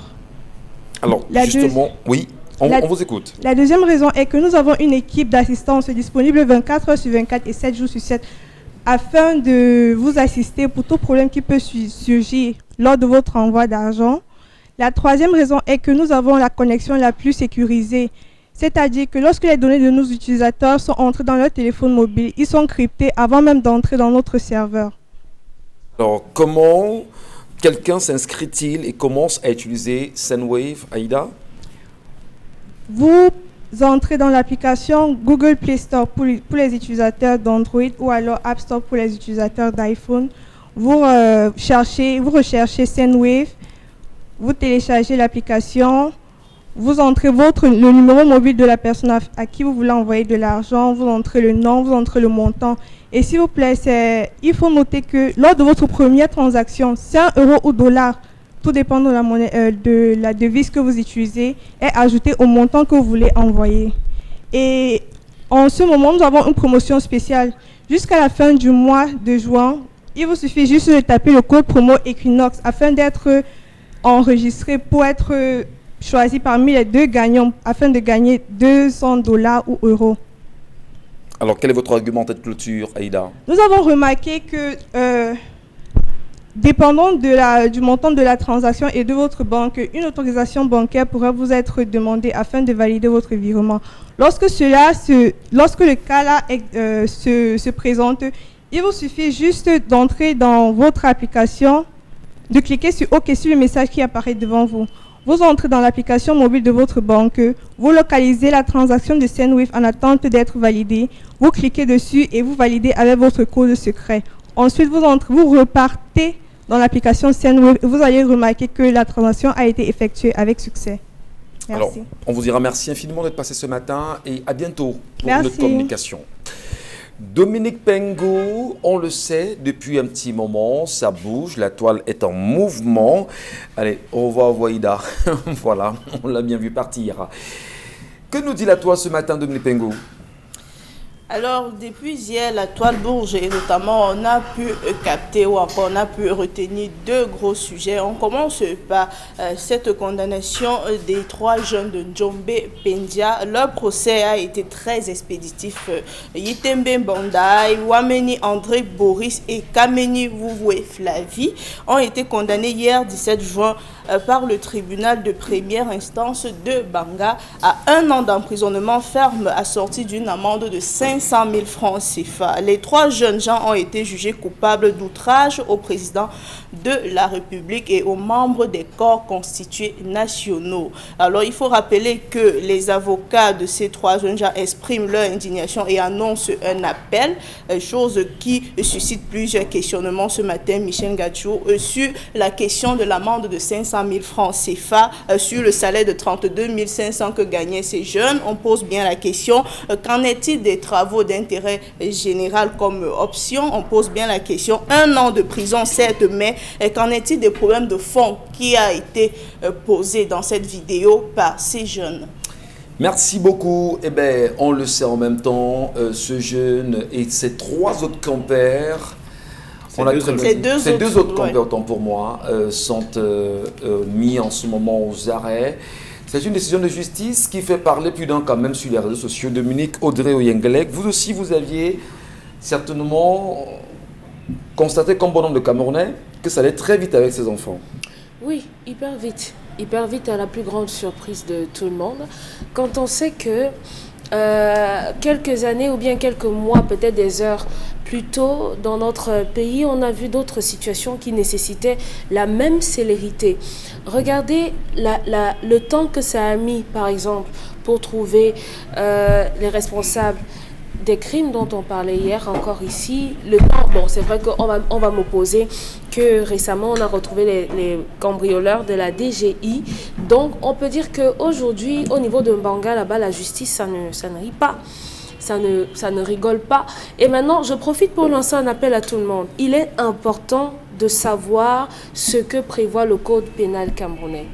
C'est important que chacun s'imprègne de ce qui est dit à l'intérieur.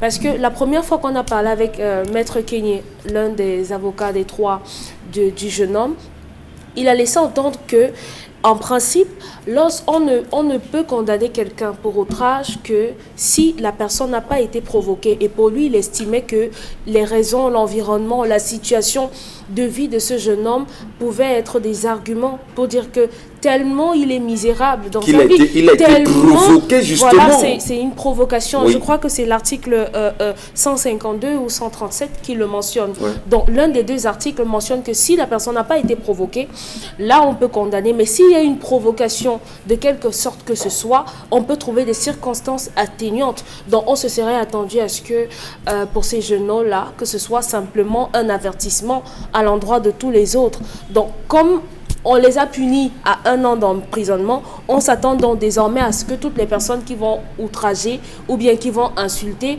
des gens, que ce soit sur des plateaux ou bien dans la rue, soient punis de la même façon. Alors, bon Bengan, 1 an d'emprisonnement ferme, même s'il y aura appel, qui sera fait d'ailleurs comme les avocats l'ont annoncé. Est-ce qu'on peut dire quand même que de fermer un enfant comme celui-ci, on devrait lui donner une chance, ne serait-ce qu'au niveau de ce que vous appelez ici les travaux d'intérêt de façon générale, afin que celui-ci puisse répondre, réparer le tort, que d'enfermer un enfant, 3 enfants, 3 Camerounais, 3 citoyens, qui en réalité n'ont usé que des mots pour dire leur indignation, parce qu'en réalité ils ont été provoqués par le système mis en place et par la gouvernance du Cameroun. Vous savez, non, c'est complet. D'abord, il y en a qui disent, mais ça a été à la va-vite. Non, ça n'a pas été expéditif comme on laisse penser. D'abord, c'est le procureur de la République qui représente l'intérêt d'État qui s'est saisi du dossier. J'allais dire, c'est faisable. Il est le procureur de la République de Mbanga et dans son droit. Absolument de saisir, de porter plainte et de présenter même partie civile pour les intérêts de l'État. Première chose. Deuxième chose, ça n'a pas été expéditif. Justement, ça aurait été inadmissible de les garder longtemps. Renvoi. Pourquoi? Le dossier est connu, on peut vite apprécier la situation. Et maintenant, situation, non. Je pense pour ma part que autant, d'abord pour les 1 an, ça ne me semble pas excessif non plus. Maintenant, oui, ça ne me semble pas excessif. La peine pécuniaire, c'est qui a loué 500 000, on connaît ceux qui gagnent ça, ça me semble un peu excessif, parce qu'ils ne pourront pas. Et là, justement, ça intègre également la société. De la même manière que les avocats se sont constitués sans demander les honoraires, ainsi de suite, pour venir, de la même manière, la même solidarité peut s'organiser et payer les 500 000 là. Donc, en fait, il s'agit là d'un rôle éducatif. C'est 500 000 pour les 3 ou c'est 500 000 fois 3 chacun. Ça fait 1 500 000. 1 500 000, ils ne pourront jamais. Même pas, non, attendez, on tire la société par le haut. On peut déplorer leur niveau d'instruction qu'ils ne peuvent pas parce qu'ils sont habitués à un type de raisonnement, à un type de comportement. Est-ce qu'on aide de ces enfants en les enfermant? Il faut donc les... Oui. On les aide en les enfermant? Oui, tout à fait. Justement, c'est une punition. On ne peut pas vous permettre d'insulter. Vous savez, la construction de la République, même le président Kamto l'a rappelé à la place de la République dernièrement, on a coupé les têtes des rois. On a décidé au point où, même en mai 58, De Gaulle a fait un coup d'État. Donc, c'est la construction de la République et l'histoire évolue par les crises. puisque cette crise ici, si on se limite à ça, on les a condamnés, chacun va payer, on croise les bras, on n'aura aidé ni la justice, ni ses enfants, ni nous-mêmes. Maintenant, est-ce que... Non, je veux dire que... En fait, c'est ça l'état de droit. Oui, tout à fait. Ça veut dire qu'ici, j'ai vu l'entreprise dire non, c'était les sous-traitants.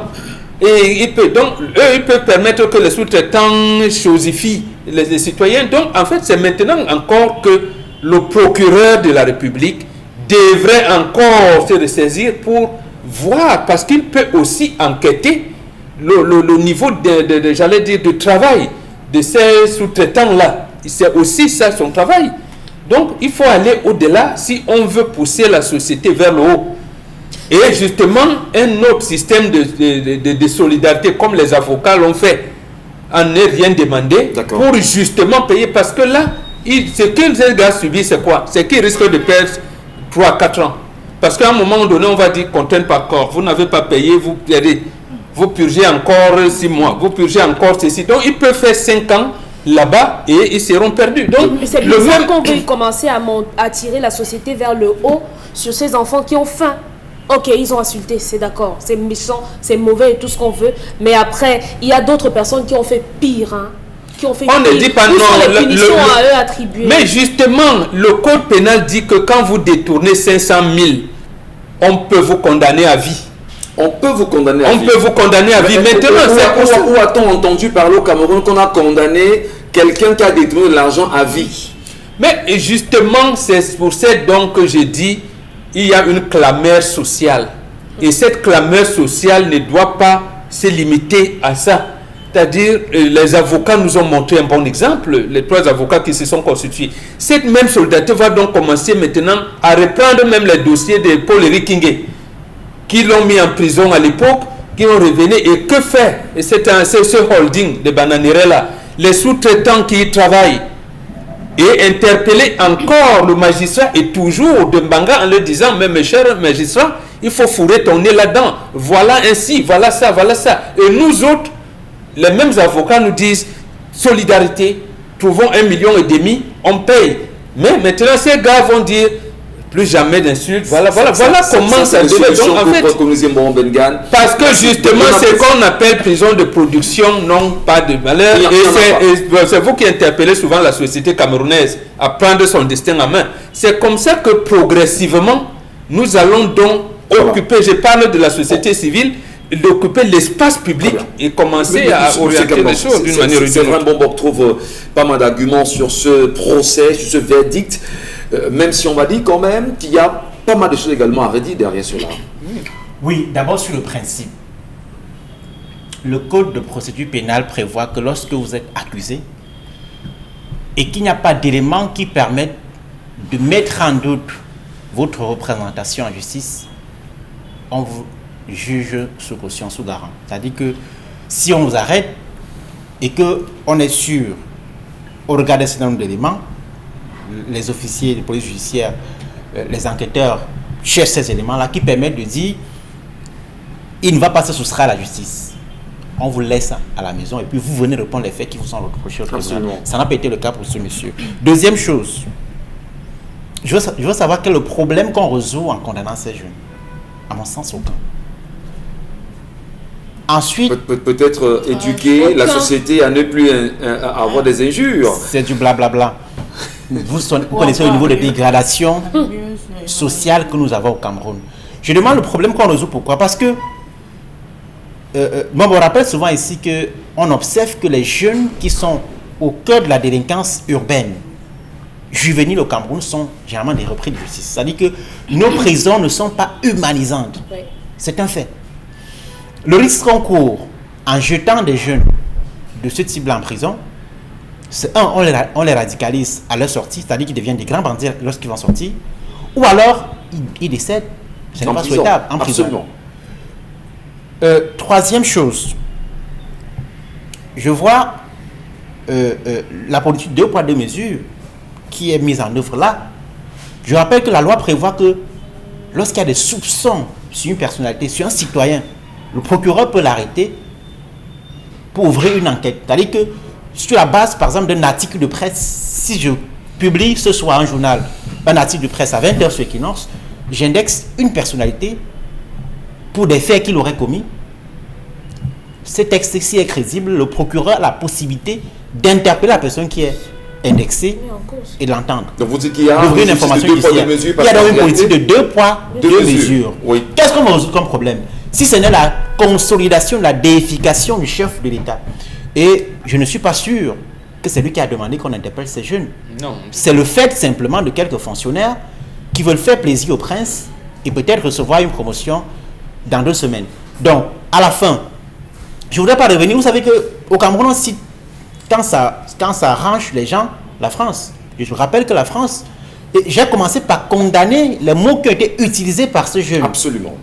Des injures au chef de l'État. Ce n'est pas parce que c'est le chef de l'État qui est indexé. Toute injure à l'endroit d'un citoyen camerounais est quelque chose d'inacceptable. Soyons d'accord là-dessus. Que les gens n'aient pas l'impression que j'adoube les injures qu'il a prononcées. Non, pas du tout. Mais nous disons, il n'y a aucun problème qui est résolu avec cette condamnation. Il n'y a aucun problème qui est résolu.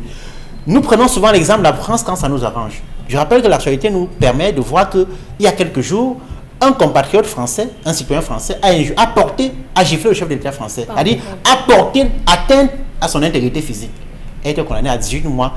18 mois, donc 4 fermes. Donc il faudra 4 mois en prison, il sortira pour avoir giflé le chef de l'État. Porter atteinte à son intégrité physique.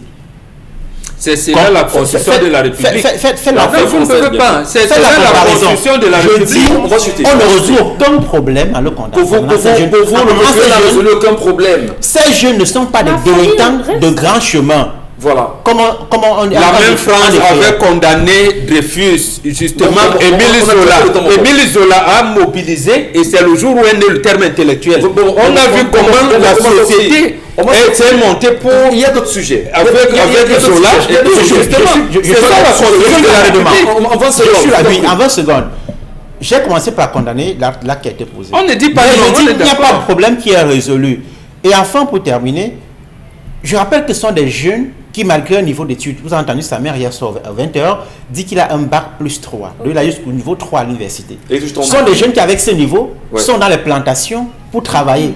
Donc il y a une sorte de frustration déjà de ne pas pouvoir avoir accès à un emploi décent. Maintenant, nous aussi, citoyens, mobilisons, nous regardons le doigt et non la lune. Merci beaucoup, Bonbon Benga, merci, je vous en prie. On va prendre d'autres sujets, parce que c'est aussi important qu'on évolue. Le deuxième sujet ce matin, le retour de Laurent Gbagbo 10 ans après.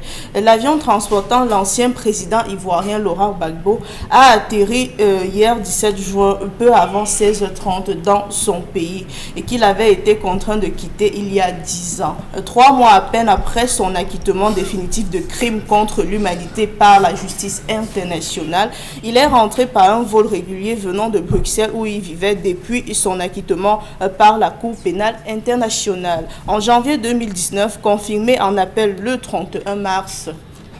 Laurent Gbagbo a été acclamé à sa descente d'avion par des centaines de personnes, celles qui avaient pu avoir accès à l'aéroport, ses proches, les responsables de son parti, le Front populaire ivoirien en abrégé FPI et le personnel de l'aéroport et des compagnies aériennes. Mais peu avant l'atterrissage, des tirs et des fumées de gaz lacrymogènes ont été observés tout près de l'aéroport depuis le matin du jeudi, c'est-à-dire hier. La police dispersait avec du gaz lacrymogène tous ceux qui tentent de se rassembler pour cette arrivée. L'ex-président s'est rendu ensuite dans le quartier d'Atomban où se trouvait de son ancien QG de la campagne pour les élections présidentielles de 2010 où de centaines de personnes l'ont accueilli. Il faut rappeler que dans le premier discours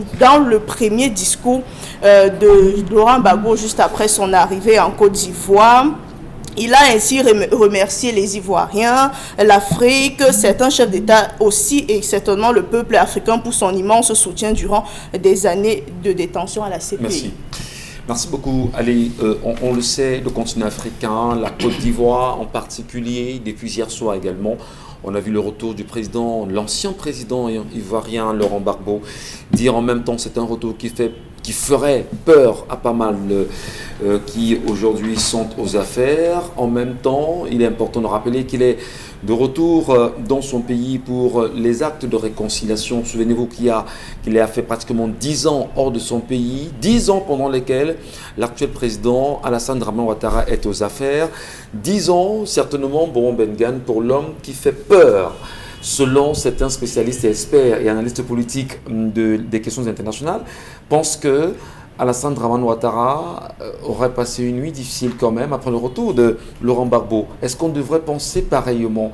C'est plutôt intéressant de voir le côté réconciliation, même si on sait qu'il y a une plainte pendante en justice, au sein de la justice ivoirienne, le concernant sur l'affaire des castes de la BCAO. Est-ce qu'on ne va pas dire aujourd'hui que c'est un retour qui devait être vu comme un signe d'apaisement après tant d'années de conflit en Côte d'Ivoire? Non, il n'y a aucun signe d'apaisement et surtout pas de l'État ivoirien. Pourquoi? La première chose, monsieur et madame Ouattara n'ont pas passé nuit en Côte d'Ivoire. Ils ne sont pas là. Ils sont en plein mariage quand même de leur fille. Ils ne sont pas là. Ouais. Ils ne sont pas là. Donc il n'y a pas. Deuxièmement, tout le processus de retour de Gbagbo a été négocié. Il ne veut pas, il lui dit, tu es entré en catimini. On lui dit non, ici c'est là, c'est là. Même le retour des exilés, il n'a pas fait de gaieté de cœur. Donc là, il faut dire ça, au moins c'est le fait. Maintenant, le retour de Laurent Gbagbo peut amener à la réconciliation. J'ai dit bien peut amener à la réconciliation. Parce qu'il restera là et je pense qu'il a raison. On ne peut pas se réconcilier si la vérité n'est pas connue. Qu'est-ce qui s'est passé? Qui a fait quoi? Donc c'est ça d'abord le problème. Parce qu'on dit oui, il a la manière de pouvoir, il pouvait. C'est quand même il n'y a pas longtemps qu'il a réouvert son compte. Quelqu'un qui a un compte unique qui dit qu'on pense que c'est par la magnanimité qu'il a donné ses émoluments de 10 ans. C'est quand même Gbagbo aussi qui avait accepté de lui donner la nationalité ivoirienne alors qu'il était hors de la compétition pour qu'il compétisse. Et là, on ne voyait pas le sens de réconciliation à ce moment-là que Gbagbo veut que tout le monde compétisse et tout. Et l'autre chose, même pour la guerre, les 3 principaux acteurs sont là. Et Konan Bédié, le président Bédié avait dit que de toutes les manières, c'est moi qui étais deuxième. Donc en fait, le deuxième tour en Côte d'Ivoire devait se faire entre Gbagbo et moi. Mais on m'avait mis l'arme ici. Je ne pouvais rien faire. Donc ce retour, en fait, oui. Vous ne voyez pas sous le prisme de la réconciliation? Pas encore. Donc ça ne peut être que du vouloir de Laurent Gbagbo aujourd'hui, vous le dites. Non, le problème, c'est que tout le monde savait que Gbagbo ne devait pas aller à la CPI. Maintenant, la communauté internationale avait fait écho sous l'encadrement de Jacques Chirac pour que Gbagbo ne dirige pas la Côte d'Ivoire. Je vous rappelle que Gbagbo a été victime d'une tentative de coup d'État le 14 janvier 2001, une semaine avant le sommet France-Afrique à Yaoundé. Et beaucoup pensaient même qu'il n'allait pas venir. Et en plus que la veille du sommet, on a assassiné le président de la RDC, M. Kabila. Donc, mais il est venu. Il est quand même venu. Donc, les quelques jours, on vous dit, il a fait 10 ans, il a fait quoi? Il est élu en octobre 2000, janvier 2001, première tentative de coup d'État. Et il dit, parce que j'entends aussi les gens dire, oui, la France avait...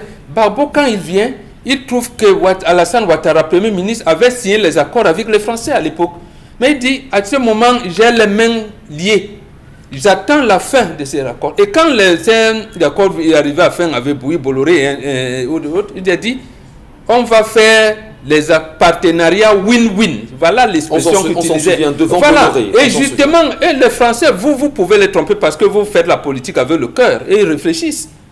Ils savent bien que ce gars-ci, ce qu'il va apporter là, nous n'aurons plus la possibilité de... Donc, en fait, la réconciliation, oui, mais est-ce que tout le monde va accepter qu'on crache les vérités? Est-ce que maintenant, oui, le procès qu'il attend pour tant... Mais qu'est-ce qui s'est donc passé avec ceux qui sont restés? Et le Thiofosier, qui était un simple adjudant-chef, qui est devenu général, ainsi de suite, et dont on avait ouvert à l'époque du coup d'État tous les médias occidentaux qui parlent. Mais avant, il faut quand même réconciliation, c'est peut-être les mots-clés. Mais au sein de son parti même, de Brice Kamgan, le PDCI, qui semble être divisé par d'autres factions, la faction Afinguessan, on a même celle-là qui a été très solide à Laurent Gbagbo, les Gor, Gbagbo ou rien aujourd'hui. est-ce qu'on peut espérer que son retour puisse ramener la calmie au sein même de son propre parti, le PDCI? C'est l'un des principaux défis. Le FPI, autant pour moi, le Front Populaire. C'est l'un des principaux défis auxquels Laurent Gbagbo devra pouvoir s'attaquer. Le FPI est fragmenté entre diverses factions. Celle de Pascal Affi-N'Guessan, que les autorités considèrent comme étant le FPI légal, mais aussi les GOG, vous l'avez dit, Gbagbo-Rien, tenu par Aswadou. Je pense une autre troisième faction même, pour certains, qui est tenue par son épouse Simone Gbagbo. Je pense que le défi de la réconciliation, d'abord au sein de la formation politique, est important, mais aussi au niveau national, c'est là le principal enjeu. Gbagbo, je sais très bien, je l'ai écouté ces dernières années, on sent très bien qu'il a une volonté de revenir au pouvoir en Côte d'Ivoire, ça c'est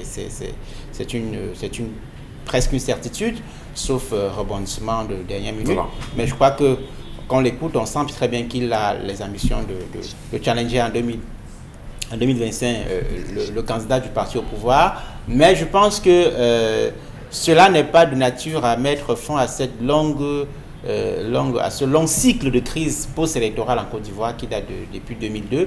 Les acteurs qui sont aujourd'hui d'un certain âge, Gbagbo qui revient, je crois là, il a 76 ans, Bédié en a 87, Ouattara qui est au pouvoir, lui il a 76 ans, autour par là.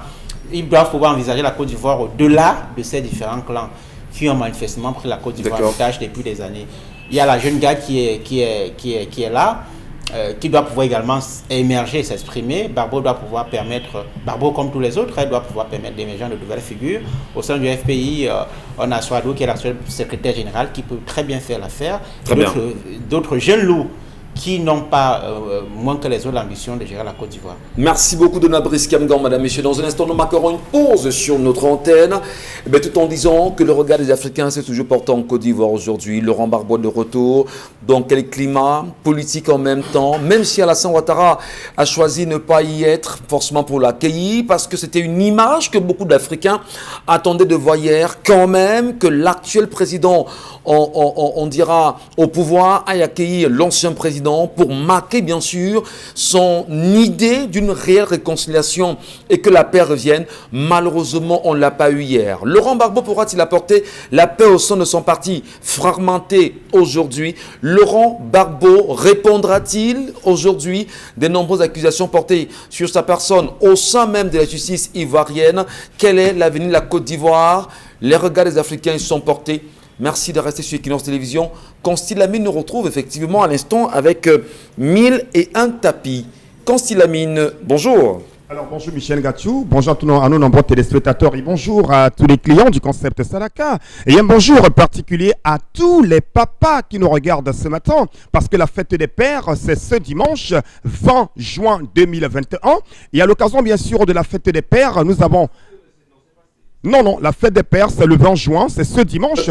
C'est ce dimanche, bien entendu. On a dans les mauvaises informations parce qu'une affaire de fête des pères, ça fait 3 semaines qu'on parle de la fête des pères. Là. Non, la fête des pères... La fête des pères, c'est le 20 juin de toutes les façons. De toutes les façons, Michel Gatchou. La fête des pères, c'est le 20 juin 2021. Et le concept Salaka honore tous les papas. Raison pour laquelle ce vendredi, il y a beaucoup de cadeaux à l'endroit de tous les clients du concept Salaka. Notamment, je commence déjà par le premier cadeau. Donc, tous les clients auront l'occasion de déguster pendant qu'ils sont en train de faire les courses du côté du magasin 1001 tapis. Ces croquettes de très bonne qualité, croque-crack de Alpha Food. Ceux qui ne sont pas à Douala recevront ces croquettes du côté de leur salut pendant l'expédition. Il n'y a pas que les croquettes croque-crack, il y a également les morceaux de savon de 400 grammes que nous allons donner gratuitement à tous les clients qui vont faire les achats aujourd'hui au magasin 1001 tapis. Quelle que soit votre ville, quel que soit le quartier, vous allez recevoir un morceau de savon de 400 grammes. La cerise sur le gâteau, les premiers clients, alors là, c'est le gros cadeau. Les premiers clients à faire les achats au magasin 1001 tapis recevront un t-shirt d'une très très bonne qualité offert par l'un des partenaires du concept Salaka, le prêt-à-porter La Scie Verte,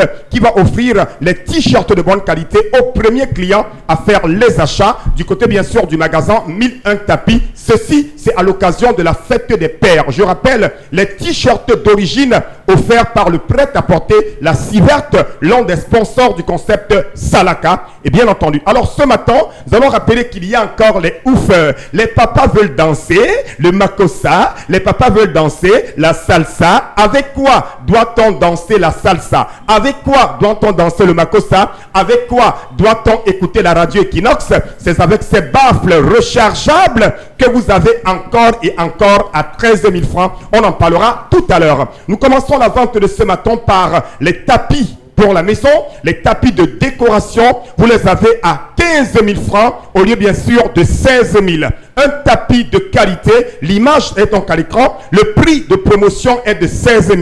Le prix de la double réduction est de 15 000 francs du côté bien sûr du magasin 1001 tapis. À côté bien sûr des tapis, vous avez des fers à vapeur. Au lieu de 7 000 francs, vous les avez à 6 500 francs. C'est ça qu'on appelle la double réduction au magasin 1001 tapis. On achète moins que le prix. Alors là, vous l'aviez demandé, vous l'aviez réclamé. Regardez cette image. C'est un oufeur disponible en deux couleurs. Vous avez la couleur noire ou la couleur grise, selon votre choix. Vous l'avez à 35 000 au lieu de 37 500 francs. Je rappelle que les prix affichés à l'écran sont les prix de promotion.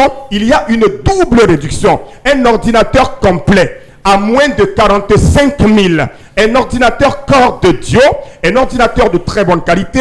Et si vous êtes parmi les premiers clients à acheter un ordinateur, je vous donne un t-shirt de luxe offert par le prêt-à-porter La Civerte à Douala au Cameroun. On parle également toujours dans le cadre des ventes de ce matin. Vous avez le oufeur. Ah ben oui, chers téléspectateurs, le grand fer à repasser. Regardez bien sûr ce woofer. Vous l'avez donc à 13 000 francs. Un woofer au lieu de 16 000, vous l'avez à 13 000. Ça, la radio, ça prend le micro, la clé USB, ça même le Bluetooth. Vous l'avez à 13 000 francs. Un baffle rechargeable, un baffle mobile, un baffle transportable facilement. Vous l'avez à 13 000 francs. Nous le livrons dans tout le Cameroun. Nous restons toujours dans la musique. Nous restons toujours dans la bonne humeur pour parler encore de ce grand woofer que vous avez donc à 35 000 au lieu de 37 500 du côté bien sûr du magasin 1001 tapis. La suite nous conduit bien sûr à un détendeur intelligent IGT. Les détendeurs intelligents IGT, vous les avez à 11 500 francs au lieu bien sûr de 12 000 du côté bien sûr du magasin 1001 tapis. Un détendeur intelligent IGT. Les rallonges de qualité à 5 000 au lieu de 5 500 francs. La double réduction, c'est au magasin 1001 tapis à l'occasion de la fête des pères. On continue toujours dans les ventes de ce matin, chers téléspectateurs. Un robot mixeur de balles, un robot mixeur de qualité, un robot mixeur d'origine. Regardez la présentation physique, vous l'avez à moins de 22 500 francs. Ce grand robot mixeur de balles du côté bien sûr du magasin 1001 tapis. Nous restons toujours dans les ventes de ce matin, chers téléspectateurs, avec un régulateur de tension numérique. Vous l'avez à moins de 15 000 francs au magasin 1001 tapis. Un régulateur de tension numérique à moins de 15 000 du côté bien sûr du magasin 1001 tapis. On parle également des laptops, des ordinateurs complets. Tous ces articles-là, vous les avez au magasin 1001 tapis. Pour le compte bien sûr de cette grande journée commerciale. Merci beaucoup. Merci. Merci Constilamine. Merci beaucoup. Merci infiniment. Allez, on va poursuivre l'émission, peut-être pas l'émission, on va poursuivre les programmes. Et sur Equinox TV, madame, monsieur, merci pour l'intérêt que vous nous portez chaque jour à nous regarder. On se prend en rendez-vous lundi lorsqu'il sera 10h. D'ici là, portez-vous bien, restez sur Equinox Télévision.